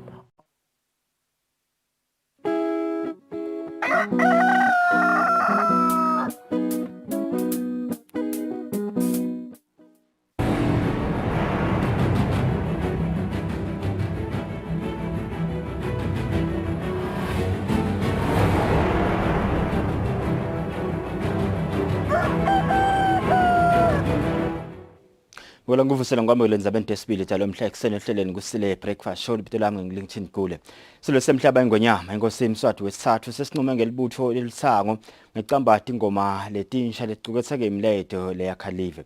Ingonyama ithi lutsango alicopheke lilekhodi kude kuthi tigcineke kahle leti ngoma kwanze nemlayedo wato. Siloke siphefumulele umhlaba ngesikhathi semakhosi elive abusisa umkhosi webugane esigodlweni ehlane.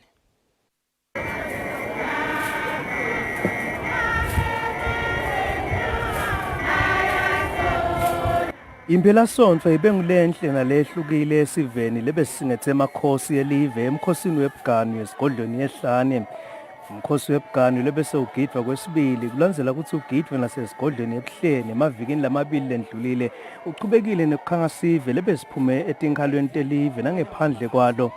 Sabhekisa emabombo kulesigodlo lesisesifundzeni saselibonjeni sayusingatha ingonyama yemaswati inkosi emswati wesithathu nendlovukazi Mhlekazi. Libutho lelithango lende letibukwa enkhundleni liholwa ngemakhosikazi yesilo semhlaba. Nzike nebukhosi bakaZulu bube ingcenye yemsebenzi njengoba umdlunkhulu wakaZulu okuyinkosikazi yesilo sesive semaZulu inkosi imisuzulu kaZwelithini bekahola libutho lakaZulu. Umkhosi waba mhle waqhakaza luthango lwabiyela ngekugitsa lokubekuhle sabhema sakholwa nesive lebesingethe emakhosi.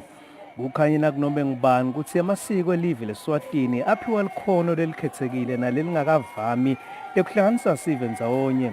Njengoba ke emave lamanyenti kufaka ekhatsi live leSwatini sekacekise imithetho yokugwema kwanza kwe-COVID-19 setiyabonakala nedvakashi takulamanye emave emikhosini yelive lokuletha lithemba ukuthi lihlangosi lwetekuvakasha litawululama.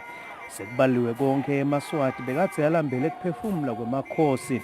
Ingonyama yemaswati income lithango ngekuqamba tingoma letinsha leticukethe imilayeto leyakhako.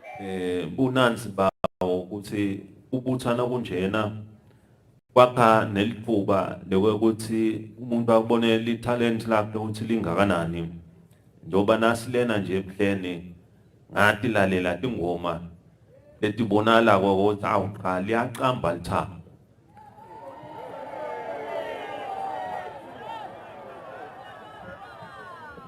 Njalo ngeminyaka kunetingoma letinsha lelivele litakha lithango ngaze ngabona awu kuyaba kuhle ukuthi kule spirit saka First World kubothi njalo ngeminyaka kuboba ne CD yeminyaka nje kunalisha ukuthi CD yeminyaka le vele iqanjwe luthango.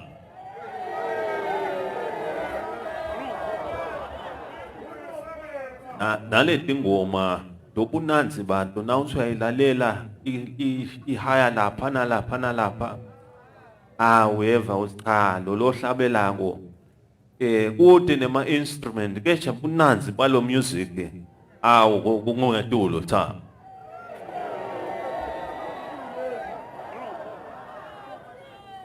abevele uNkulunkulu asiphile likhono si bantu beAfrika singemaswati ekubeni ukuthi asidingwa instrument kuze kube mnanzi lapha nje nawulalela lo ngoma uvelo lo hamba embili ayihamba mbela ayihaye le ngoma ayisho maginjo lapha nalapha uyayiva ukuthi cha ingoma futhi naletakhango letakha nelive kuthathe live uthi live lihlale likhuthele liqinile lisebende lifake amandla lihlale ngekuthula litoze libe nempumelelo lenhle nifundisa nenhlonipho ukuthi awu mahle lamavi lebenowahlabela cha. Indlovukazi Mhlekazi ikhuthathela Luthango ukuthi lusinge umkhakha lungasabuka isihlahla semganu kuphela njengoba etinyenti naletinye tihlahla lolungadiphilisa ngato.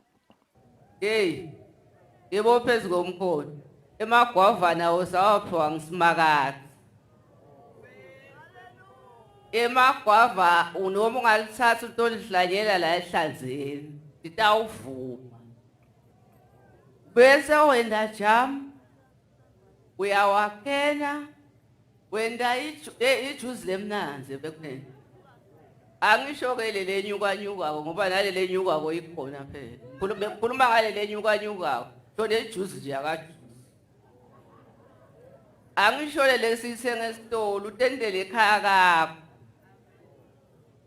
Oh bantwana balambi bayadla nje ijuice hawu make so wenda ijuice make wenda jam la ekhaya yebo phezulu komkhono.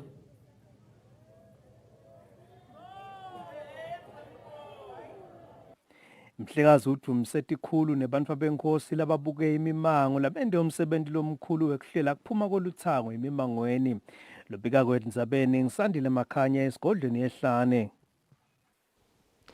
Kulomkhosi webgano Luthango welendele tibukwakho enkundleni lapho ke belugidza khona bogabazi belithango buthokodise emakhosi netimenywa lebetifaka ekhathi bolisiba likhulu bemave emhlaba. Libutho elishile enkundleni liholwa ngemakhosikazi yembube emhlaba kutsite ngemva kwaloko lagidza imimiso lokubetha ingoma letithi licala lami litawuthethwa ehlobo naleyo lethi yena bangonyama. Ngaleso sikhathi sigucukile isimo selitulu lahusha kamadima kwehla imvula kodwa lokhu kube ngemafutha labagcobise ngawo bophezulu komkhono. Olusiba lukhulu bemave emhlaba babonakele bavusela emakhosi bawabongela ngebuhle bemkhosi. Lapha ke bese kuqinisa ubudlelwane belive leSwatini nemave emhlaba njengoba bolisiba bethulele emakhosi tilokotho letivela emakhosini emhlaba nakumengameli bemhlaba bemave labawancusele kuleli. Kanze emakhosi avuselwe nangiletinye tivakashi tangephandle kwelithaka sive sibese sesigidza njiloni nemakhosi.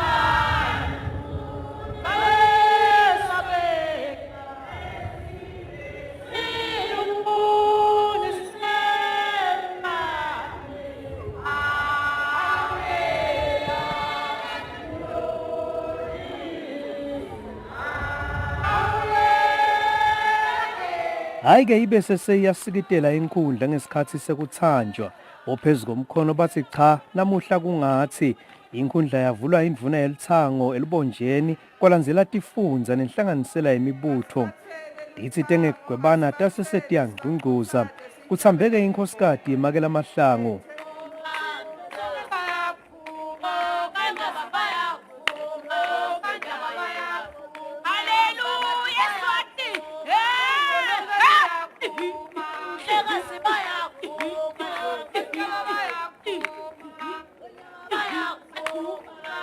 kuthambe nenkhosikati Makela Fogiyane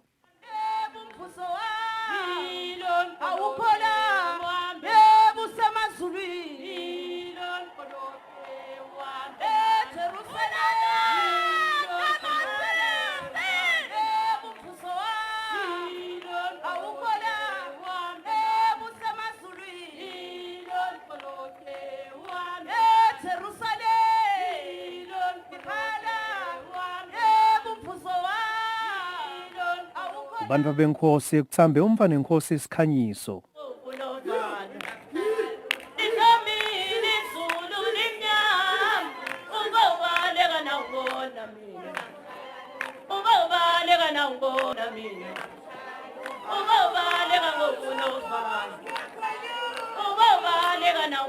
kuthambe nemfana nenkosi temaswati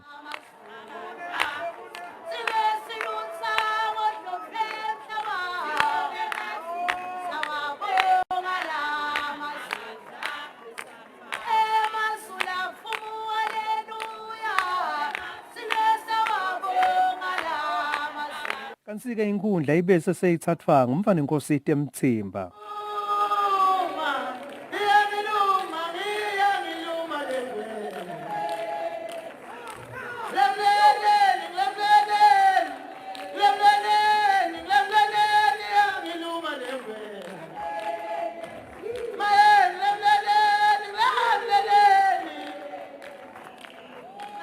uyithokomalisile inkundla nemdlungulo wakaZulu kanti kuthambe nebantu benkhosi labadzala nemangqungquza lamancane balondolozi labancane baqhubekile nekukhomba ubugabazi lobusetulu njengoba kwavele kwabanguleso nasesigodlweni ebuhleni lenakhona lwabaluhle sibili ulunyawo bophezulu komkhono bathokotisile emakhosi ingonyama yathi tingoma labaqambile ngete taphelela emoyeni kodwa abakhiqide lekhodi lelitawutigcina sengaweke phezulu komkhono ebika kwendzabeni sandile makhanya esigodlweni yehlane Umphathi wehhovisi libukeke inhlelo tenhlangano yakamhlaba libuke timali tekuthuthukisa tekulima International Fund for Agricultural Development Donald Brown uthike uthokotile ngendlela lolusebenta ngayo luhlelo lwahulumende lokuthuthukisa balimi iFinclude. Brown bekhuluma ke kwemhlaba ubovu ngemva kokubona ke imisebenzi yebalimi labasekelwa ngaphansi kwalolu hlelo. Umphathi welihhovisi lelibuketi inhlelo tenhlangano yakamhlaba lebuketi imali tekutfutfukisa tekulima i-International Fund for Agricultural Development Donald Brown utheleke kuleli ngelisonto Ntsambama kanti akaphothisi maseko njengoba vele waphuthuma imhlaba ubovu kuyawubuka imisebenzi lesekelwa ngelenhlangano ngelihlelo lolungaphansi kwelitiko letemafa lolwatiwa ngeleFinclude. Brown uthi utfokote kakhulu ngendlela lolusebenta ngayo loluhlelo lwahulumende lekutfutfukisa abalimi. Uthi lakuthanza kakhulu kwekuthi loluhlelo lichutshwa ngetigaba lokutawukwenda ukuthi lithuthuke futhi likhonze. One of the things I like most about the project is that it's going step by step.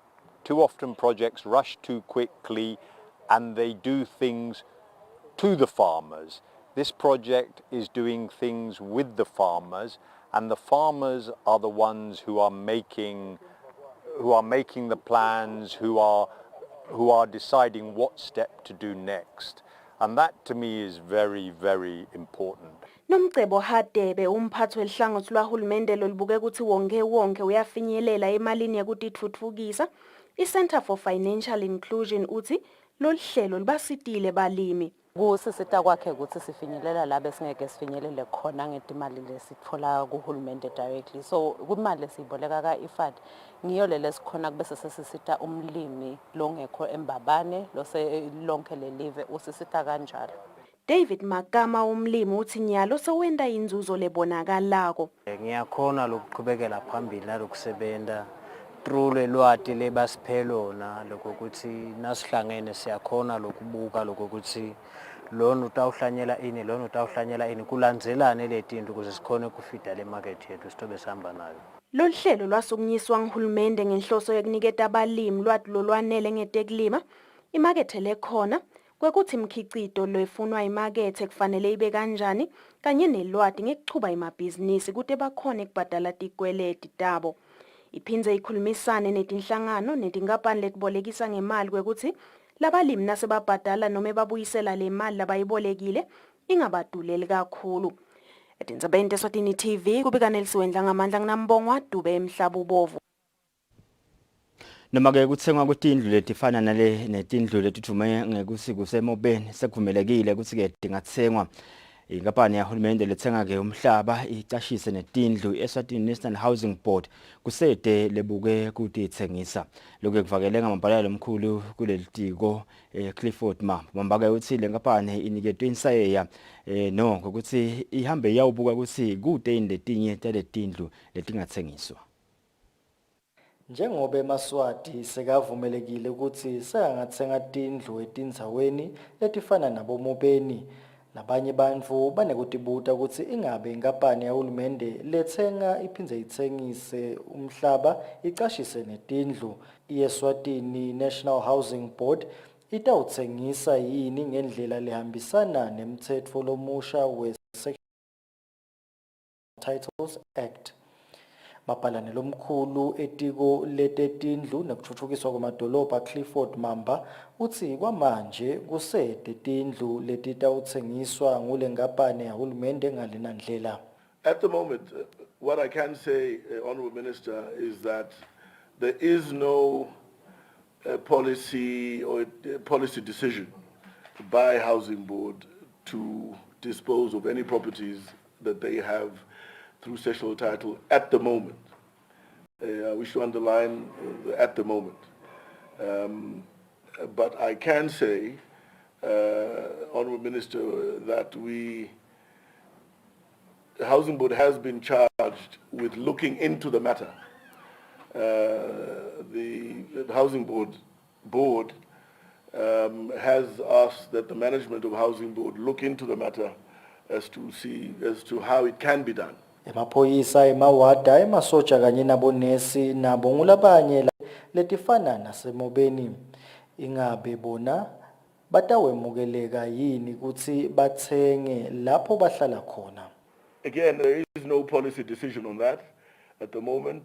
As a policy generally, I think the issue of sexual title is allowed for everybody, and should the landlord, in this case the landlord is government, should government then decide and deem it appropriate for our police services and others to buy property through sexual title on the property that they currently own, and in terms of the logistics and others of that decision will be made at the appropriate level by our authorities as and when that matter comes up for discussion. But I think for the moment, no. Mamba uthi hulumende uyinikile inkampani yakhe insayeya yekubuka ukuthi tikhona yini tindlu letingatsengiswa ngemtsetfo we-Sectional Titles Act. Etindzabeni Eswatini TV kubika Jamkosi Mavimbela titfomba ngumbongo Dube eMbabane. Sive sasekwaluseni leside sakhiwo senkundla lokhu ke kulandzela ukuthi lenkundla kushe ishile yangqonqa ngemgcibelo lunga ke leParliament lalenkundla Sibusiso Dlamini lithi ke lomlilo ushise certificate tebantwana nemaphepha eticelo tetinhlangano lebetfuna lusito lwemali yahulumende kulokunye. Tinkundla takhelwa kusonzeta hulumende kubantfu kuze sive singatawudzinga kuhamba sigaba lesitse nasidzinga lusito lwahulumende. Bantfu basenkundleni yasekwaluseni sebangahle batikhanze badzinga ukuthi bagibele emabhasi bayothola lusito lolufana netitifiketi tekutalwa kulokunye njengoba inkundla yabo ishe yangqonqa. Lilunga leParliamente lalenkundla Sibusiso Mabhanisi Dlamini lithi live ebusuku ukuthi kuyasha enkundleni latsinza emaphoyisa. Kunebantwana bekufanele batolanza titifiketi lankundleni.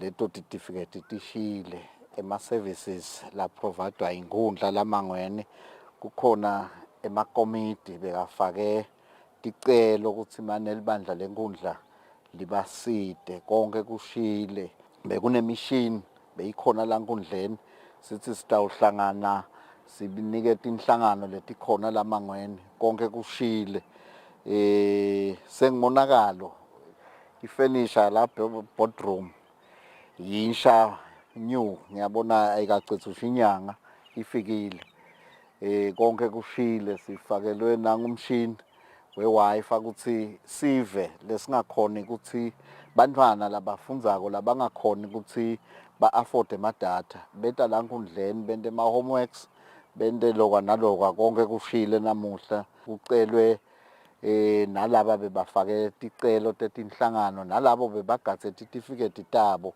uthola ukuthi tishile la nkundleni mane bavele siyinkhundla ngeke siphele amandla sitawuchubeka sisebentele lesive noma ngabe sibeka lithende si-attenda tinkinga letikhona emangweni siyinkhundla sithi sikhona. Inkundla yasekwaLuseni ayisiyo yokucala kushiswa njengobe kuke kwashiswa nenkundla yaseNzingeni kanjalo neyaseTimpisini. Nakuhlanganiswa lo mbiko bekusede loboshiwe ngalesigameko. Ndizabente Eswatini TV kubika Themkosi Mavimbela nginambonga Dube ekwaLuseni.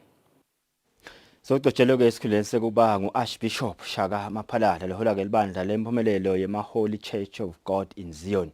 Maphalala ke usatha emakholwa ukuthi athandazele live kude ke litaba nekuthula.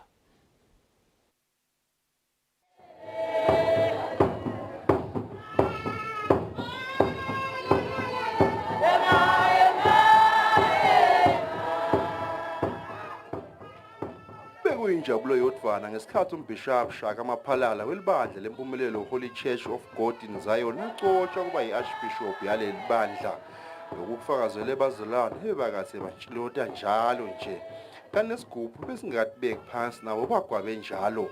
Maphalala uthi uthokodile ngalokugcotshwa kwakhe wase ukhuta umoya webudlwangudlwangu lokhona eveni. Bengiva kahle ngoba libandla libuke umsebenzi lesichamuka nalo khashane akusiko dudane lasisuka nabo lokhona ngekukhula ke kwetintho nakwenteka kwetintho ebandleni libe selibuka ukuthi mlomdala sale sikwembathisi lama unrest imimoya yemthulo ngisathane iyabathenga abantu ikhona iBhayibheli ayikhuluma khona ngekuthi ngenxa ukuthi sathane utabe sekafuna kuyovalelwa enzaweni nalabanengi labakholwako uyawuvusa tinhlitiyo tebulwane kubantu encwadzini yaTimotheo 2 Timotheo ngiyabasahluko 3 iyaveta ukuthi bantu ngasekugcineni bayoba inhlobo lehlukene umbone nakahamba wena ufunze lokunye kanye nangekhathi ucabanga lokunye.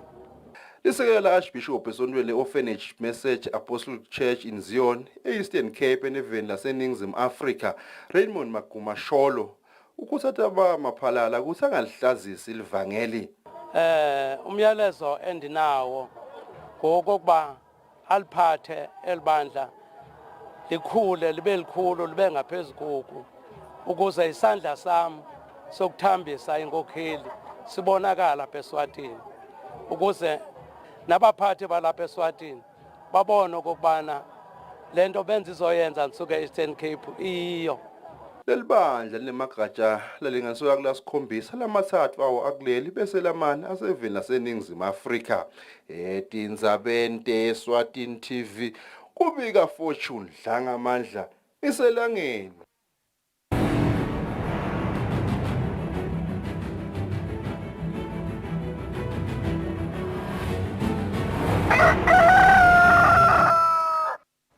Kule midlalo iqembu le-Young Buffaloes likhonileke kunciphisa umgamo lokhona emkhathini walo neqembu le-Mbabane Highlanders elihamba imbike kulokho M10 Premier League.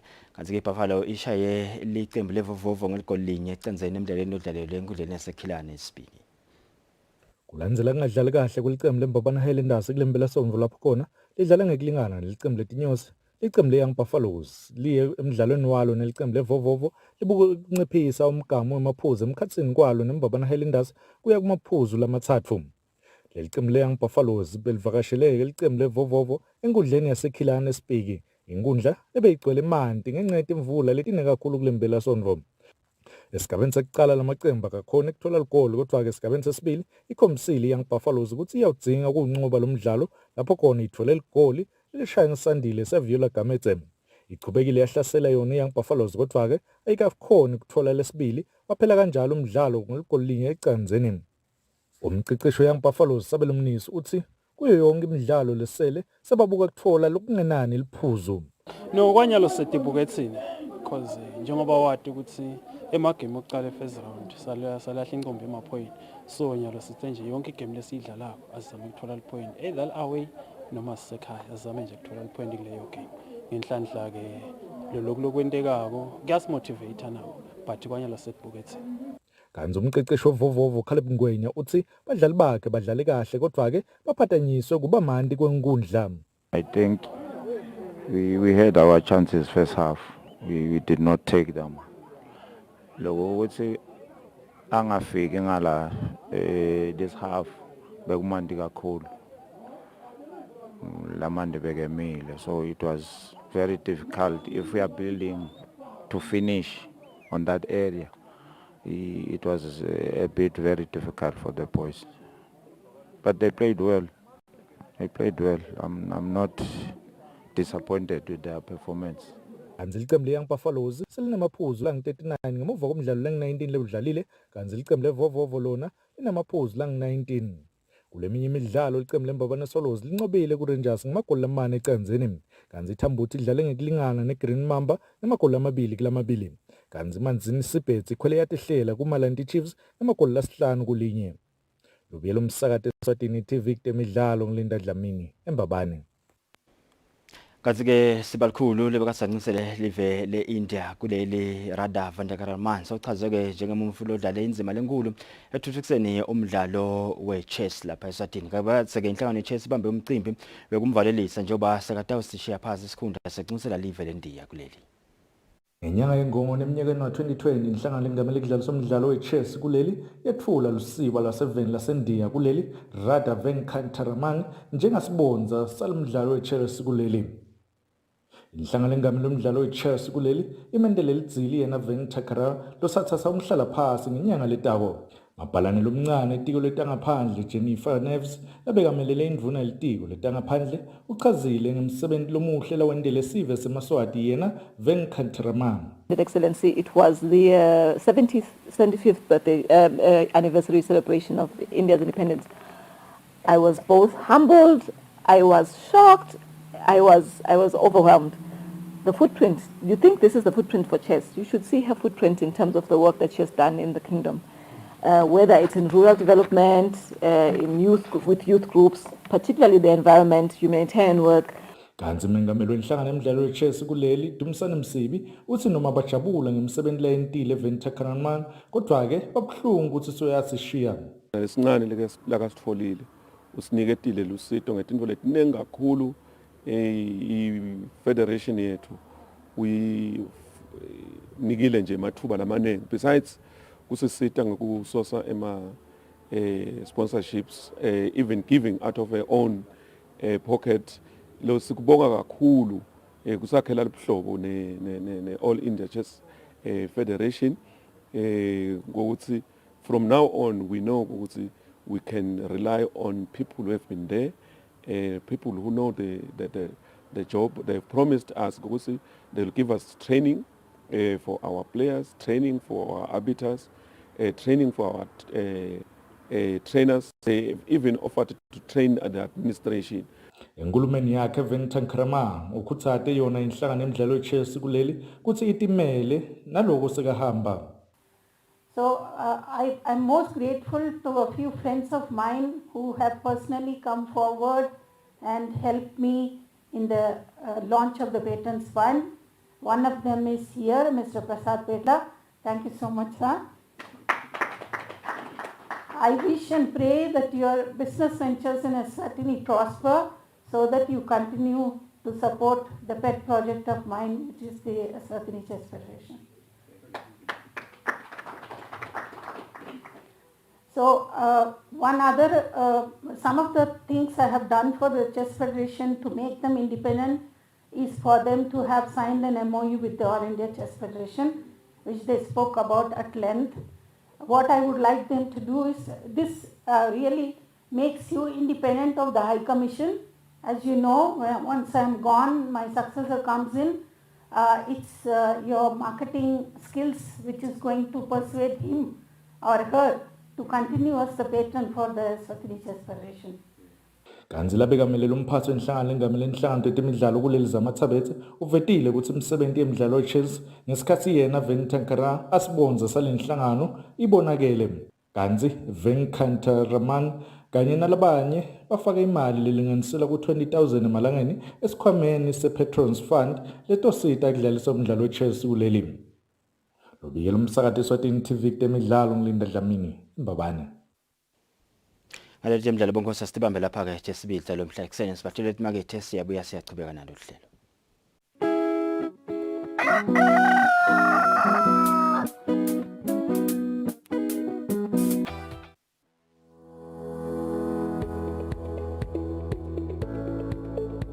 Why should we pay our TV license? The content on our local television is actually more up to date. The industry is enhanced. It is a criminal offense not to pay your TV license and attracts a fine of 500 emalangeni or 6 months imprisonment. And the industry is definitely blooming, ladies and gentlemen. So that's what we have for you, but we'll be right back just after the break and we'll give you more of Miss V. Pay my TV license. That's why I can enjoy the benefits of an enhanced industry and keep track with recent transformation. Mommy, who pays for a TV license and what are they paying for? The owners of TV set and a gadget with a tuner like DVD set have to pay. Pay your TV license at NetBank with the details provided on screen. Or use your cell phone via the mobile money pay. You could also visit your nearest post office and pay there. Pay your TV license via Eswatini Mobile Imali. Any TV device retailer can purchase a license to trade. Pay your TV license and enhance the industry. I do the most. Watch local TV on the go with the Eswatini TV app for only 20 emalangeni per month. Do the most with Eswatini TV app. Download from Google Play Store or App Store. We're good together. Everywhere you go, MTN.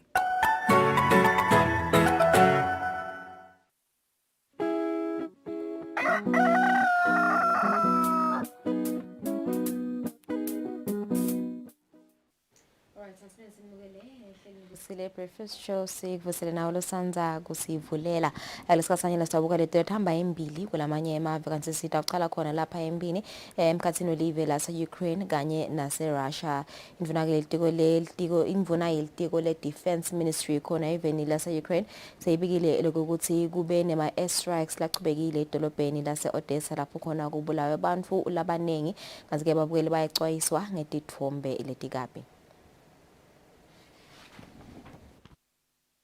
The streets of Bucha are left in desolate silence and absolute horror.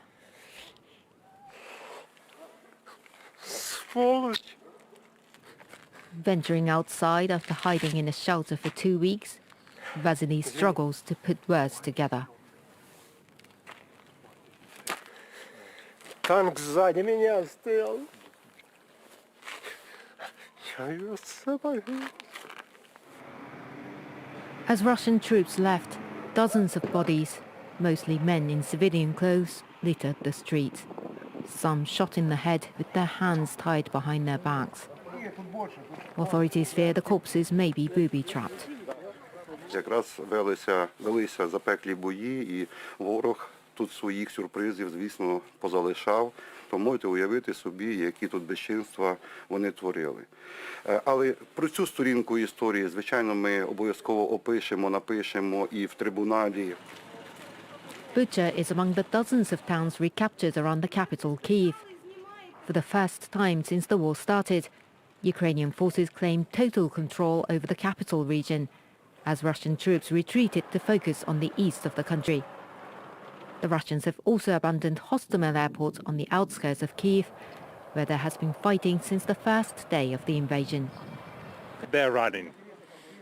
They're trying to call this some sort of relocation, but this is not a relocation. This is just defeat and running. Ukraine's president is more cautious, aware that Russia could send in more reservists to shore up their position in the Donbas region and the south. Volodymyr Zelensky warned against holding empty hopes and again called on the West to provide military equipment. Kazi-ke ma-experts athi le mbili echubekako lapha eveni le-Ukraine isatawuchubeka njengoba i-Russia kuthiwa ayikadimisele ukuthi-ke ibeke phansi dikhali kukhulunyiswana njengoba bachubeka nekukhulumisana bohulumende balamavela amabili bahlangana-ke e-Istanbul eveni lase-Turkey kuyakhulumisana khona kepha-ke basithi cha i-Russia akusilo live lelidimisele ukuthi libeke phansi dikhali. Russian military forces are continuing to shell Kharkiv, Kyiv, and other Ukrainian cities, despite a promise made by Moscow to reduce attacks on the capital. Both Russian and Ukrainian delegations cited modest progress from ongoing peace talks in Istanbul, though there has not been a breakthrough. Turkey's foreign minister also hailed progress at the talks. Experts say Turkey desperately wants the 6-week-old Russian invasion of Ukraine to end because the stakes for its economy are high. It relies on Russian energy for a large portion of its imports. It relies on wheat and other agricultural imports from both countries, and it really suffers from the spike in prices in both energy and commodity markets. And then also tourism is crucial to Turkey's economy, to their foreign currency reserves, replenishing those reserves. And both Russian and Ukrainian tourists are a big part of that and are unlikely to come or unlikely to spend as much money this year given the circumstances. Another expert told VOA the fact that Turkey is a member of NATO means these talks took place at a location with more of a home field advantage for Ukrainian President Volodymyr Zelensky. This is a huge difference from the prior in-person negotiations that were happening in Belarus, which is, of course, one of Russia's closest allies. So I think part of this as well is an indication that the tables are turning a bit and, Russia no longer has the clear upper hand. Ukrainian negotiators said they laid out concrete proposals, pledging not to join NATO or any other military alliance in exchange for reliable international security guarantees that they would not face another Russian invasion. Earlier this week, U.S. Secretary of State Antony Blinken voiced skepticism about Russia's desire for peace, saying the U.S. is watching what is happening on the ground in Ukraine. I've not seen anything that suggests that this is moving forward in an effective way because Russia, at least we have not seen signs of real seriousness. But if Ukraine concludes that there is, that's good, and we support that. Turkish President Recep Tayyip Erdogan has offered to try to facilitate direct talks between Zelensky and Russian President Vladimir Putin, but Putin has rejected direct talks. Kanti-ke umengameli welive lase-Ukraine umengameli Zelensky uzovetile ukuthi abantu abaningi labangitulu kwa 3,000 bakhonile ukubalekela idolobha lase-Mariupol ngemgcibelo. Kanti-ke labaningi babo bahamba ngema-convoy emabhasi kanye netimoto tabo bafike ekuseni edolobheni lase-Zaporizhia. Arriving from Mariupol, a bus with the Red Cross logo, as the humanitarian organization called their planned evacuation of civilians from the besieged port city on Friday impossible. These Ukrainians chose to leave on their own, despite the risks. This family escaped after finding a volunteer-run bus leaving the city. It was really hard. This mother says Russian troops searched civilians even when they were on the bus. I was scared they would kidnap my son. They made him throw his phone away. They smashed it on the ground because he was listening to American music. Others made it out in their own cars, tying white ribbons onto their vehicles to signify they're civilians, and placing signs that read children against their windows, attempts to stay safe throughout a dangerous journey. A bomb exploded. This was from the first impact, and this was from the second, after the rocks from the explosion hit our car. Once in Zaporizhia, Civilians are welcomed in this former supermarket, now turned into a refugee centre. They're given hot meals and a chance to rest after a long journey. But some family members were left behind. This mother explained that her husband, a policeman in Mariupol, was detained by Russian forces. The most difficult thing is I don't know what happened to my dad. Is he in prison?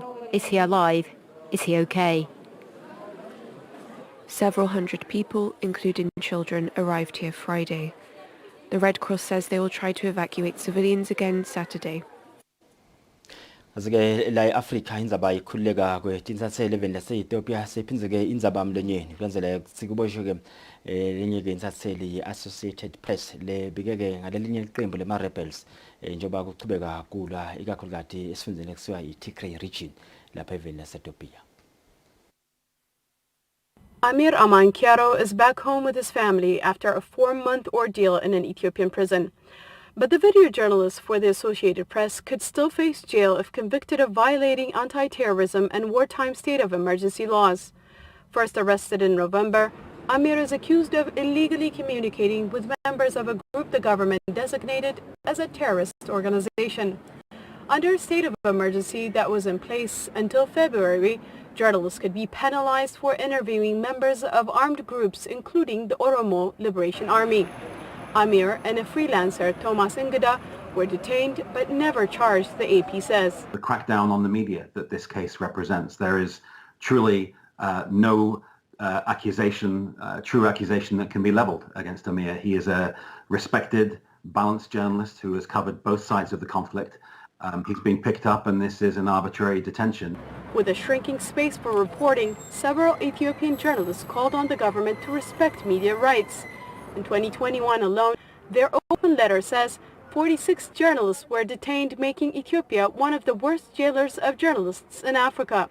The general optimism that we had a couple of years ago with the much heralded reform, with the promises that journalists would be able to operate unperturbed, this has not panned out. The promises and the pledges did not materialize, and unfortunately for journalists, the situation is starting to mirror what we saw in 2009 when Ethiopia passed its infamous anti-terror proclamation, which was used to round up journalists en masse. So we had to speak up about a very, very dire situation that our colleagues on the ground in Ethiopia are facing. With little coverage of daily life in rebel-controlled regions like Oromia, the work of reporters like Amir is vital, says Zacharias. Very few journalists have been able to gain access to areas under control of the OLA, and what life has been like for hundreds of thousands, if not millions of people in these areas, much of which have been subjected to internet and phone outages, we don't have an accurate picture of.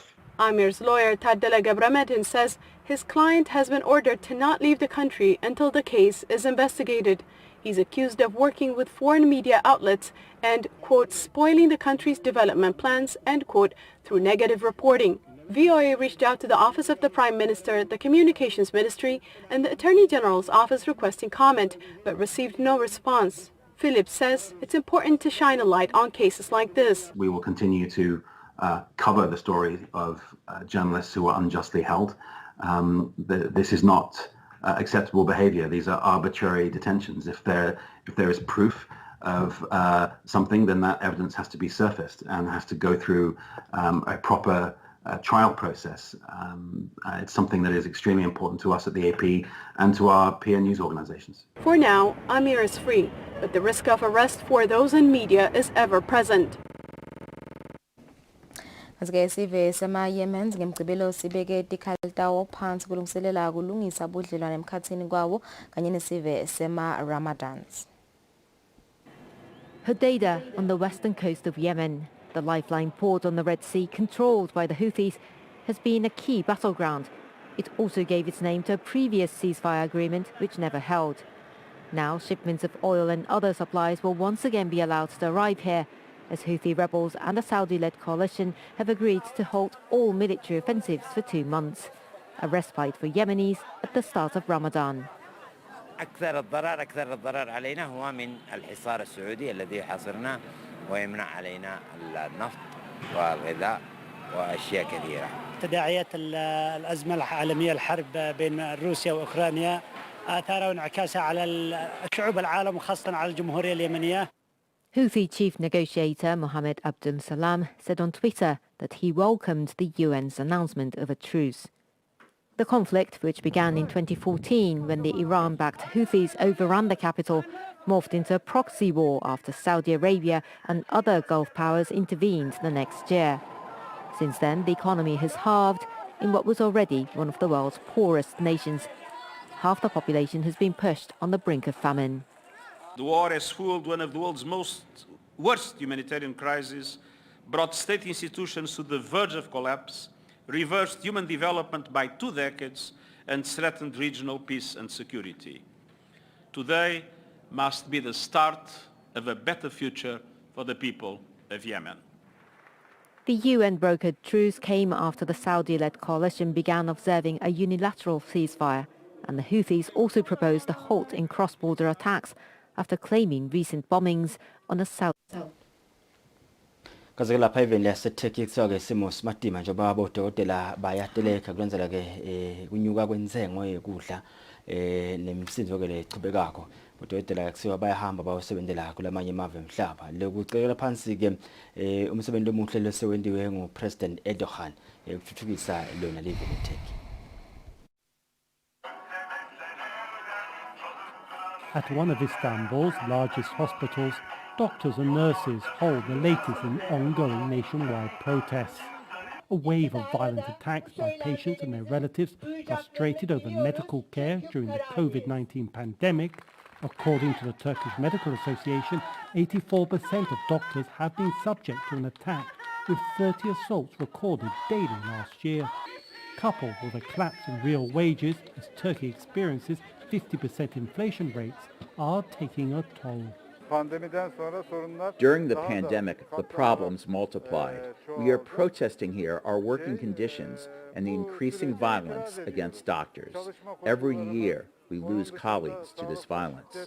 Doctors are now warning of a growing exodus from the country. Lots of medical workers also try to go abroad, but we want to stay here because Turkey is our country. I have lots of friends. They are working Sweden, Germany, Britain. In the last decade, doctors seeking work abroad have increased 24-fold, according to the Turkish Medical Association. It's incredible.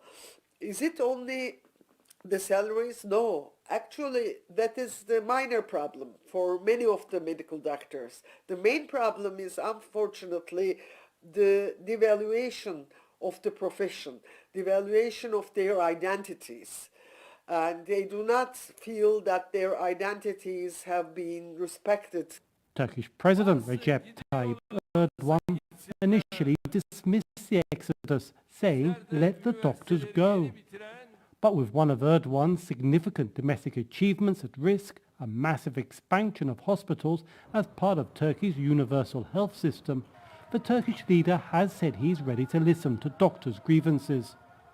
Doctors' associations say they are still waiting to meet the president, and until the conditions improve, many physicians face the painful decision of whether to stay or leave. I'm really upset. I'm really sad because of this situation. After 10 years, I attacked just low salary. It's not good for me. So I have to change something because I'm 30 and I have to change my world. Doctors and nurses are vowing to continue their protests, but for some, hope may lie abroad in search of a better life. Ngathi siyatiphetha lapho tindzaba tetfu letinda ema-headlines kulamanye emave lesikhatsanyela sibahlele temakethe silabe sikhulumisane nentsaselefu yetemidlalo.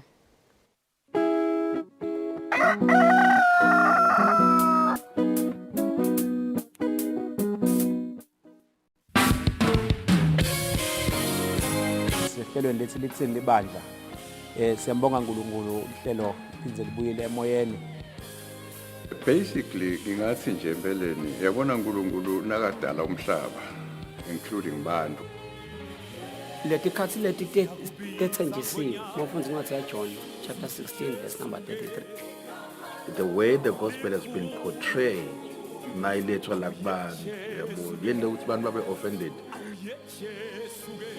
Sikholwa futhi ukuthi sidaphinde siba nabo evikini lelitako sikhulumisa yona le ndzaba lesikhuluma ngayo emsakatweni wakho Eswatini TV sibuko semaswati.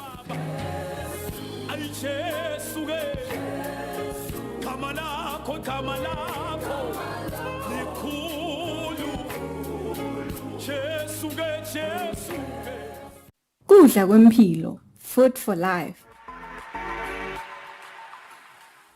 An agricultural program that shows how a farmer brings food to the nation.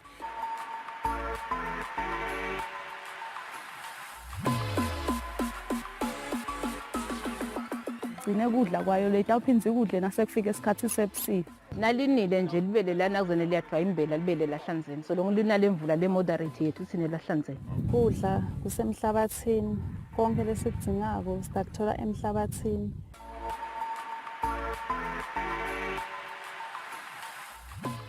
Kudla kwempilo for agriculture and farming development on Eswatini TV with the farm boy Samgelo Vilagati Samvi. Kudla kwempilo, food for life.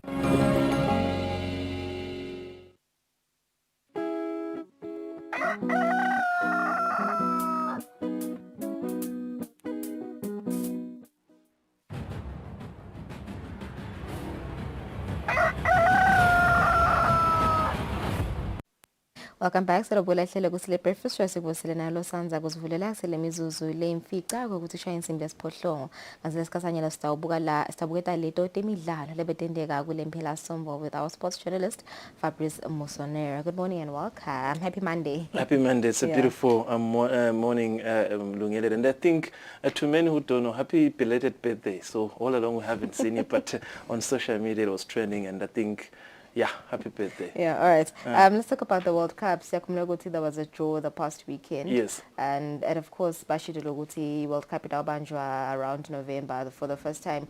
Ibanjwa is cut towards Christmas holidays. And of course, there's a new song. Yes. Just tell us more about that. Yes, maybe one will start with the song. I think every World Cup, there are two things that they are always, done in every World Cup. There is a new song that is always released for the sake of the World Cup. I remember 2010 South Africa begune ngoma waka waka yebo Africa, so that was the song. Then bese kuba nebhola letawudlala for the World Cup, so they have released a new ball that will be played for the 2022 FIFA World Cup. Technology iyashitshela ukuthi vele the pace nelendlela ihamba ngayo labanye lababukele ibhola batakhumbula ukuthi 2014 besikhuluma ngale lebhola bathi ibrazuka ukuthi ngendlela ibhola ihamba ngayo emoyeni elungele nabayishaya. So they have also released a new ball that will be used for the 2022 World Cup. I think loku key was the draw where it was the 72nd Congress. So batanga umhlangano on Thursday just to meet and discuss different issues pertaining to FIFA, where issues of also of Ukraine and Russia were touched on, of which many they have question marks because FIFA was cheragatsen kutsakangene politique but so angena, so there are many questions pertaining to that. But the bigger stage was the draw, where I think every country which group CSC benema group ke lungele lukhanza ukuthi in every World Cup kubana group T lo D ke baye bathi group of death kulomnyaka ke sekuthi group of death, because quickly if I'm to check on the draw I have here, group D in ama defending champions in France, in Denmark, in Tunisia, which is from Africa, and IC playoff 1, which means intercontinental playoff. Intercontinental playoff lengaga paid emkhatsini kwa New Zealand na Costa Rica, if I'm not mistaken. Yes. So do you understand ukuthi the group D baningi bebangakatsa ukuthi it's one of the group of death, axi group of death, but the group lesingasho ukuthi might be strong lulu in group H, in Portugal, in Ghana, in Uruguay, and in Korea Republic. In your group, I think majority where we might see fireworks. So I think for the viewers, they might also want to see an African team our hopes are with Senegal. Senegal siyakumbula ukuthi Lulu bathatha kuthatha iAFCON in February nyalo ba qualify for the World Cup after beating Egypt. They're in Group A against the host nation Qatar, against Netherlands and against Ecuador. To me, I think if I'm to look at on paper mathematically, they might qualify together with Netherlands in this Group A alongside Ecuador and Qatar and Netherlands. So it was a big draw. Some nations are yet to finish up their qualifiers. Nkhulumengale Group D lapho kune IC playoff, but ukhanza ukuthi no Group B kunama Euro playoff emkhatsini wa Ukraine na Scotland. Lota uphumelela ufuna adlale na Wales. Lota uphumelela emkhatsini kwa Wales na lota uphumelela emkhatsini kwa Ukraine na Scotland nguye lotaba in the Group B. So it was a good draw. A lot of things we saw during the draw for those who got a chance to watch the draw, and I think for the first time, I mean, for European countries, it's the first time a World Cup will be played in winter, because the World Cup starts 21st of November, April 18 December. Winter. Yeah, yes. okay. So April 18 December, it will be a week away from Christmas.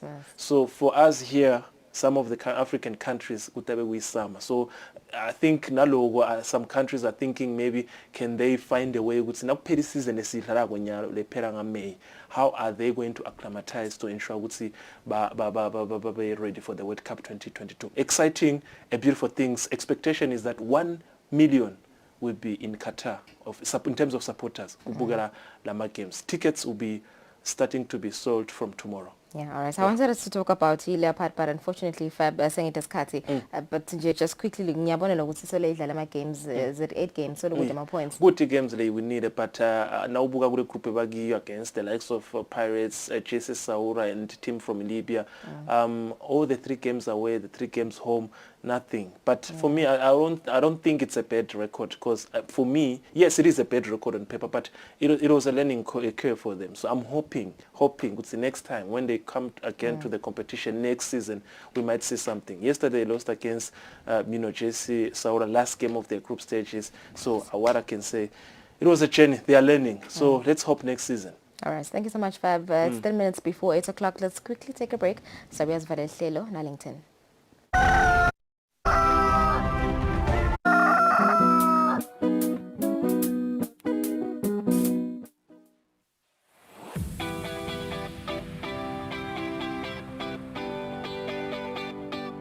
Are you a poet or handcraft artist and you want to be part of the show Dandla Nengondo? Are you ready to showcase your craft to the world? Then what are you waiting for? Be part of the show by sending us a 30-second video of your craft on our Instagram page, Dandla Nengondo.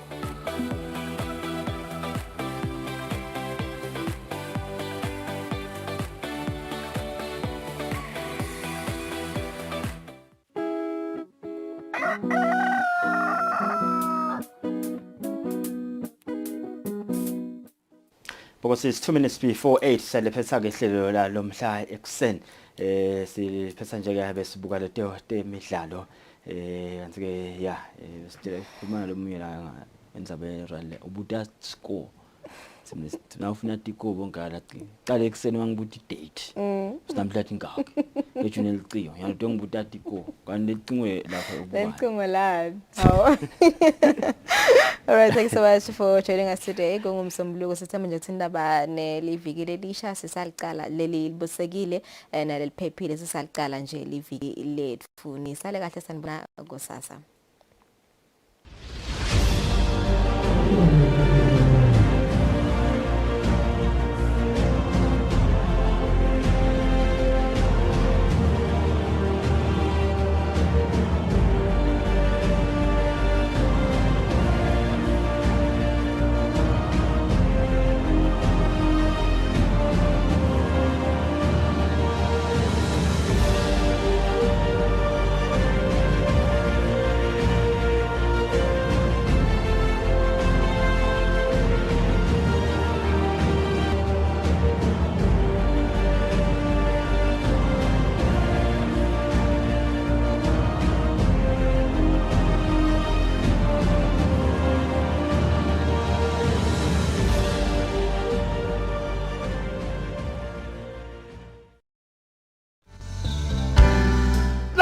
usathane lalela sihambinzini uvakashelela kanje kade kwase uludabudabula uliphula ubonisa abantu namuhla cul-de-sac